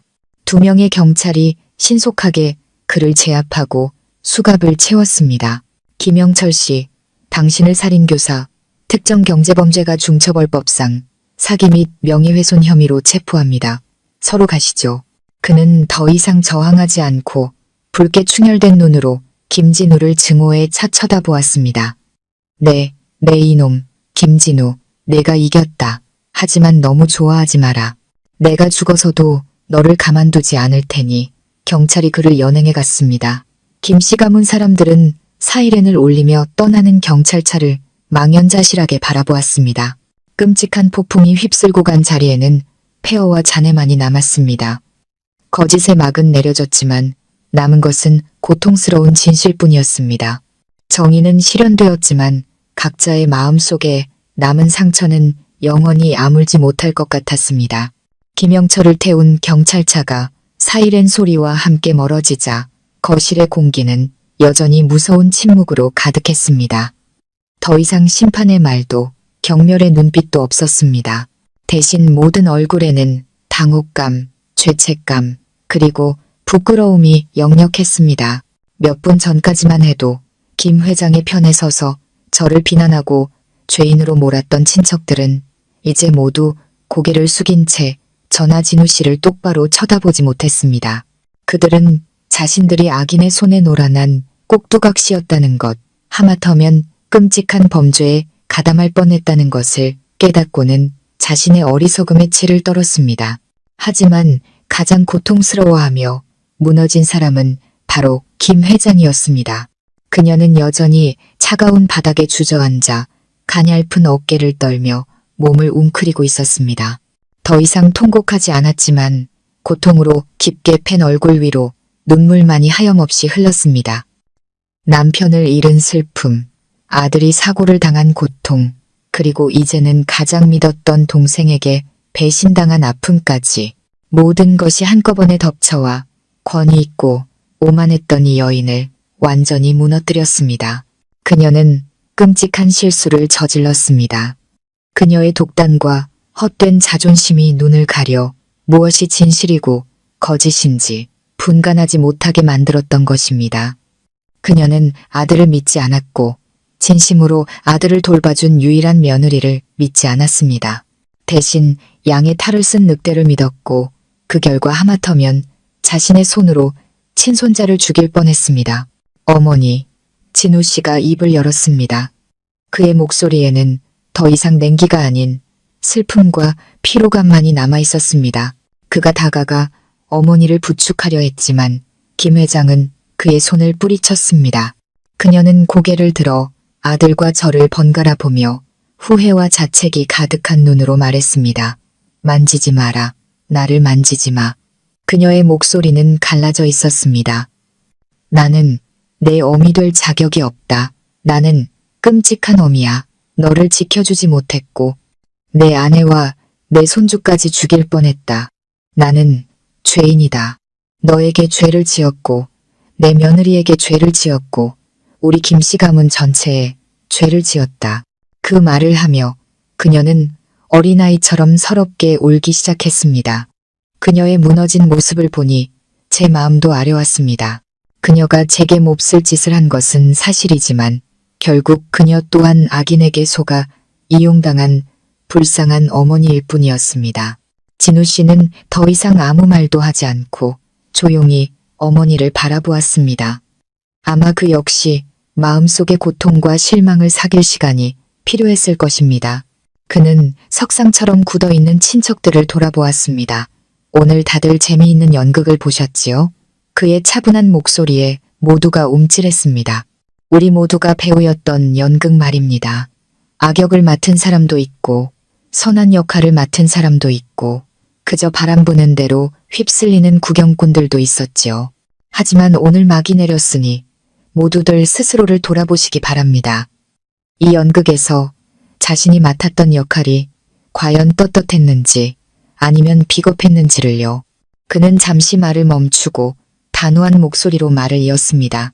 김씨 가문의 내부 문제는 이제부터 저 혼자 결정합니다. 그 누구의 말참견도 심판도 필요 없습니다. 불만 있는 분은 지금 당장 이 집을 떠나셔도 좋습니다. 아무도 감히 입을 열지 못했습니다. 그들은 그저 고개를 숙인 채 조용히 거실을 빠져나갔고 거대한 폭풍이 휩쓸고 간 집에는 다시 정적이 찾아왔습니다. 김영철의 재판은 신속하게 진행되었습니다. 녹음 파일과 영상, 그리고 공범들의 자백까지 빼도 박도 못할 증거들 앞에 그는 결국 모든 혐의를 인정해야 했습니다. 법원은 살인교사, 특정경제범죄 가중처벌, 사기, 명예훼손 등 그가 저지른 모든 범죄에 대해 엄중한 판결을 내렸습니다. 그는 아주 무거운 징역형을 선고받았고 횡령한 모든 금액을 김산그룹에 배상해야 했습니다. 정의는 비록 늦었지만 마침내 실현되었습니다. 아기는 죗값을 치렀고 저의 결백함 또한 법과 세상 앞에 증명되었습니다. 재판이 끝난 후 진우 씨는 저를 친정으로 데려가 몸조리를 하게 해주었습니다. 1년여 만에 처음으로 작고 따뜻한 우리 집으로 돌아왔습니다. 모든 진실을 알게 된 부모님은 저를 끌어안고 한참을 우셨습니다. 온갖 수모를 겪은 딸이 안쓰러우면서도 마침내 진정한 행복을 찾은 것이 기쁘셨던 겁니다. 진우 씨는 직접 부모님 앞에 와서 고개를 숙여 사죄했습니다. 아버님, 어머님, 저 때문에 서연 씨가 너무 많은 고생을 했습니다. 정말 죄송합니다. 약속드리겠습니다. 이제부터 제 남은 평생을 바쳐 서연 씨에게 헌신하고 다시는 어떤 상처도 받지 않도록 지켜주겠습니다. 훌륭하고 진실된 사위의 모습에 부모님은 더 이상 아무런 걱정도 하지 않으셨습니다. 그들은 기꺼이 외동딸을 그에게 맡겼습니다. 제가 친정에 머무는 동안 진우 씨는 매일같이 찾아왔습니다. 그는 더 이상 차갑고 멀게만 느껴지던 대기업 회장이 아니었습니다. 소매를 걷어붙이고 어머니를 도와 부엌일을 하고 몇 시간이고 아버지와 장기를 두었으며 매일 밤 임신으로 부은 제 다리를 정성껏 마사지해 주었습니다. 그의 진심과 따뜻함은 제 마음의 모든 상처를 서서히 치유해 주었습니다. 일주일 후 김 회장이 저희 집으로 찾아왔습니다. 고급 세단도 경호원도 없이 수수하고 낡은 옷차림에 초췌해진 얼굴로 혼자였습니다. 그녀는 한참 동안 저희 집 문 앞에서 초인종을 누르지 못하고 서성였습니다. 어머니가 쓰레기를 버리러 나왔다가 그녀를 발견하고서야 깜짝 놀랐습니다. 그녀에게는 예전의 오만하고 거만한 모습은 온데간데 없었습니다. 그녀는 고개를 숙이며 떨리는 목소리로 말했습니다. 사부인, 제가 사죄하러 왔습니다. 며느리를 잠깐 만나고 싶어서요. 마음이 고운 어머니는 아무 말 없이 조용히 문을 열어주었습니다. 집으로 들어온 김 회장은 소파에 앉아있는 저를 보자마자 더 이상 참지 못하고 제 앞에 무릎을 꿇었습니다. 서연아, 내가 잘못했다. 내가 죄인이야. 나는 끔찍한 시어머니였고 어리석은 여자였다. 제발 나를 용서해다오. 그녀는 울면서 말했습니다. 저는 황급히 일어나 그녀를 부축하려 했고 진우 씨도 부엌에서 달려나왔습니다. 어머니, 지금 뭐 하시는 겁니까? 일어나세요. 아니다. 그녀가 고개를 저었습니다. 내 며느리가 용서해주기 전까지는 일어나지 않겠다. 내가 너에게 너무나도 몹쓸 짓을 했다. 너를 믿지 않았고 모욕했으며 심지어 너와 내 손주까지 죽일 뻔했다. 나는 용서받을 자격이 없어. 하지만 제발 부탁이다. 내게 속죄할 기회를 한 번만 다오. 내 손주 얼굴이라도 볼 수 있게 해다오. 그녀의 고통스럽고 후회 가득한 모습에 제 마음도 약해졌습니다. 제 안의 원망도 눈 녹듯 사라지는 것 같았습니다. 결국 그녀가 한 모든 행동은 아들을 맹목적으로 사랑했기 때문이었으니까요. 저는 진우 씨를 보았고 그도 저를 바라보았습니다. 그의 눈빛은 모든 것은 당신의 결정에 따르겠다고 말하고 있었습니다. 저는 심호흡을 하고 말했습니다. 어머니, 일어나세요. 지난 일은 다 잊었습니다. 더는 어머니를 원망하지 않아요. 어머니는 여전히 진우 씨의 어머니시고 제 아이의 할머니세요. 김 회장은 고개를 들어 눈물 젖은 눈으로 저를 바라보았습니다. 그 눈에는 감사함이 가득했습니다. 그 순간 저는 모든 원한이 진정으로 해소되었음을 알았습니다. 정의는 악인에 대한 처벌일 뿐만 아니라 뉘우치는 자에 대한 용서와 관용이기도 했습니다. 그리고 오직 용서만이 진정한 마음의 평화를 가져다 줄 수 있었습니다. 그날 이후 저와 진우 씨는 예전의 대저택으로 돌아가지 않았습니다. 그곳에는 너무나도 많은 고통스러운 기억과 어두운 음모가 담겨 있었기 때문입니다. 우리는 완전히 새로운 곳에서 새로운 삶을 시작하고 싶었습니다. 진우 씨는 도시 외곽에 작지만 따뜻하고 햇살이 가득한 집을 샀습니다. 집에는 제가 좋아하는 약초를 심을 수 있는 넓은 정원이 있었습니다. 그는 이곳이 오직 사랑과 웃음만이 가득한 우리의 진정한 보금자리가 될 것이라고 말했습니다. 하지만 새 집으로 이사하기 전 진우 씨는 저를 매우 감동시키는 일을 했습니다. 그는 자신의 개인 재산의 일부를 사용하여 아버지의 모든 빚을 갚아드리고 회사를 다시 일으킬 수 있도록 지원해 주었습니다. 그는 아버지께 말했습니다. 아버님, 거절하지 마세요. 이건 시혜가 아니라 사위로서의 책임입니다. 아버님께서 더 이상 돈 걱정 없이 즐겁게 사셔야 제 아내 서연이가 마음 편히 지낼 수 있습니다. 그의 행동은 우리 가족을 어려움에서 구했을 뿐만 아니라 아버지께 명예와 자신감을 되찾아 주었습니다. 진우 씨의 조언과 지원 아래 아버지의 건설회사는 빠르게 회복하여 예전보다 훨씬 더 크게 성장했습니다. 부모님은 마침내 풍요롭고 평안한 노후를 즐기실 수 있게 되었습니다. 김 회장 또한 저의 용서를 받은 후 많이 변했습니다. 그녀는 더 이상 차갑고 독단적인 여장부가 아니었습니다. 온화하고 자비로운 사람이 되었습니다. 그녀는 그룹 회장직에서 물러나 모든 경영권을 진우 씨에게 넘겨주고 자신은 뒤로 물러나 절에 다니고 봉사활동을 하며 곧 태어날 손주를 돌보는데 시간을 보냈습니다. 그녀는 자주 저를 찾아와 온갖 보양식을 챙겨주고 아기를 위해 직접 털옷과 모자를 떠주었습니다. 대립과 의심으로 가득했던 우리의 고부 관계는 이제 친모녀처럼 따뜻하고 가까워졌습니다. 저는 깨달았습니다. 그녀의 단단한 껍질 뒤에는 자식을 끔찍이 사랑하는 평범한 어머니이자 할머니가 있었다는 것을. 몇 달 후 저는 아주 건강하고 사랑스러운 쌍둥이 아들을 낳았습니다. 제가 산부인과에서 돌아오던 날 양가 가족이 모두 모여 우리를 축하해 주었습니다. 진우 씨는 작고 사랑스러운 두 아들을 품에 안고 전에 없던 행복한 미소를 지었습니다. 그는 제 이마에 입을 맞추며 속삭였습니다. 고마워요, 서연 씨. 내 곁에 와줘서, 내게 이렇게 완벽한 가정을 선물해줘서. 김 회장과 어머니는 서로 손주를 안아보겠다며 즐거워하셨습니다. 한때는 재계의 여왕이었던 사돈과 평생을 소박하게 살아온 사돈은 이제 함께 육아 경험을 나누는 가장 친한 친구가 되었습니다. 그 모습을 보며 제 마음은 한없이 따뜻해졌습니다. 우리의 삶은 그날 이후로 바쁘지만 웃음과 행복이 가득한 새로운 장을 열었습니다. 두 아들은 온 가족의 사랑 속에서 자라났습니다. 아이들은 아빠를 쏙 빼닮아 똑똑하고 장난기가 많았고 특히 부모를 잘 따랐습니다. 진우 씨는 거대 그룹의 회장이 되었지만 항상 가족을 위한 시간을 잊지 않았습니다. 그는 아이들이 성장하는 중요한 순간을 단 한 번도 놓치지 않았습니다. 그는 최고의 남편이자 완벽한 아버지였습니다. 저 또한 제 꿈을 이루었습니다. 진우 씨의 지원으로 저는 안연이라는 이름의 한의원을 열었습니다.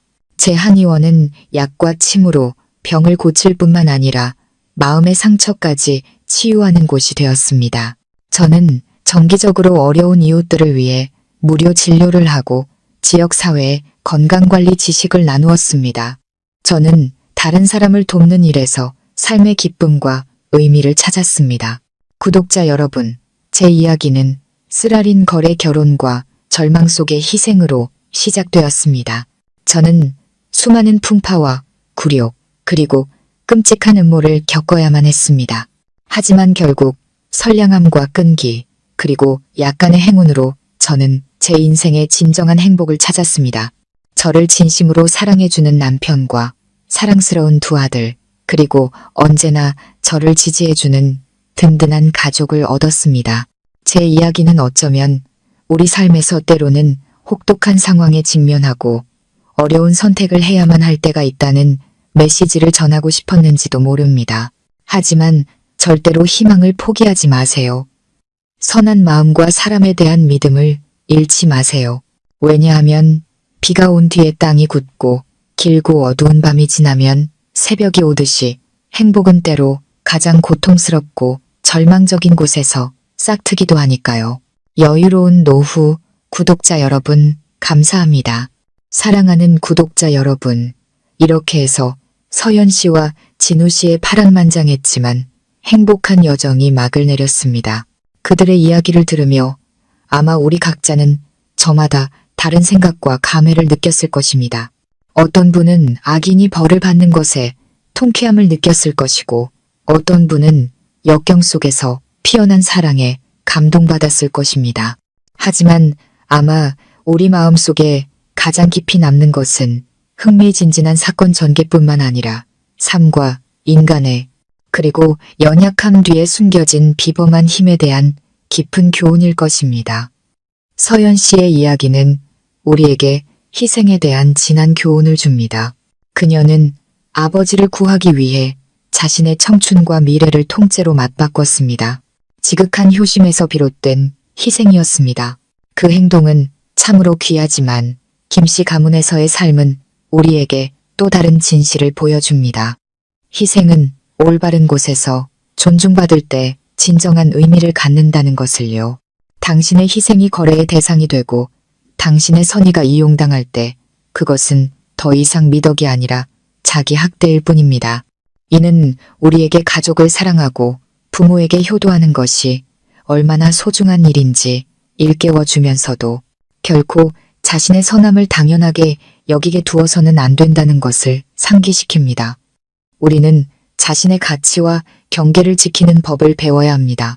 스스로를 존중할 때 비로소 다른 사람도 당신을 존중할 수 있기 때문입니다. 하지만 아마도 가장 크고 감동적인 교훈은 김진우라는 인물에게서 나옵니다.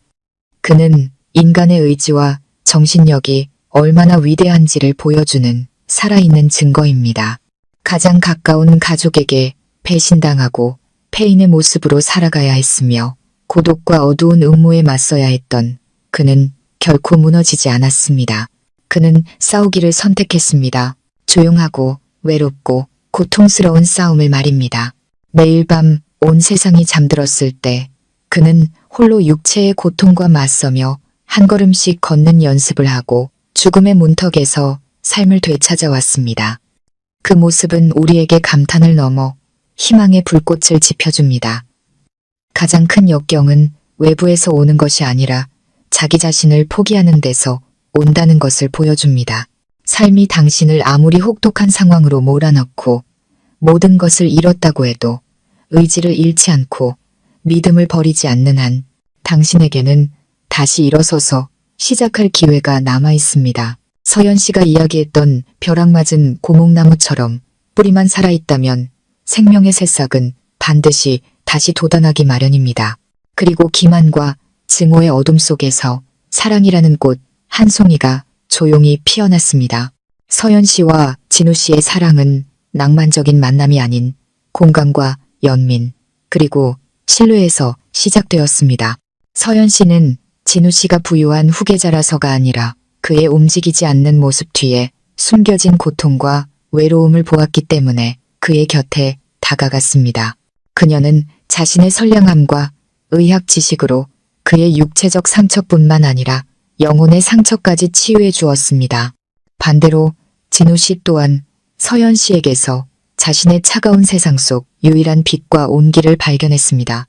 그들의 사랑은 우리에게 진정한 사랑이란 소유나 화려한 말이 아니라 함께 폭풍우를 헤쳐나가는 동행이라는 것을 가르쳐 줍니다. 상대방의 가장 약한 모습을 보고도 외면하는 것이 아니라 오히려 곁에 남아 손을 내밀어 함께 싸워주는 것. 그것이 바로 사랑입니다. 마지막으로 이 이야기는 인과응보라는 진리에 대한 단호한 증언입니다. 김영철 같은 악인은 아무리 교활하고 치밀해도 결국 자신의 죄에 대한 대가를 치렀습니다. 김 회장의 뒤늦은 후회 또한 독단과 맹목적인 믿음이 얼마나 위험한지에 대한 값비싼 교훈이었습니다. 삶은 그 나름의 방식으로 공평합니다. 오늘 당신이 뿌린 악의 씨앗이 당장 결과를 보이지 않더라도 언젠가는 반드시 쓰디쓴 열매를 거두게 될 것입니다. 반대로 서연 씨의 선량함과 착한 마음은 비록 처음에는 억울하고 힘든 시간을 겪었지만 결국 가장 값진 것으로 보상받았습니다. 마음의 평화와 행복한 가정이 바로 그것입니다. 그러니 이 이야기를 통해 우리 모두가 각자의 의미를 찾아가기를 바랍니다.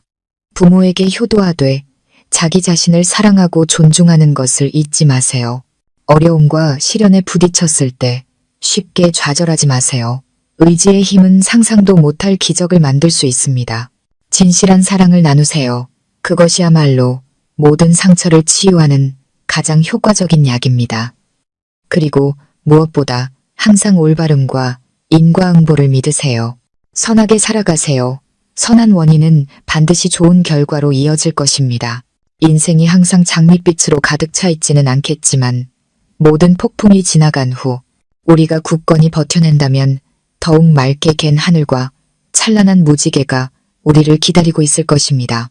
마지막 순간까지 귀 기울여 주신 구독자 여러분께 진심으로 감사드립니다. 이 이야기와 교훈들이 여러분의 마음에 와 닿았다면, 삶에 대한 작은 힘과 믿음을 더해 주었다면 주저하지 마시고 좋아요 버튼과 여유로운 노후 채널 구독을 눌러주세요.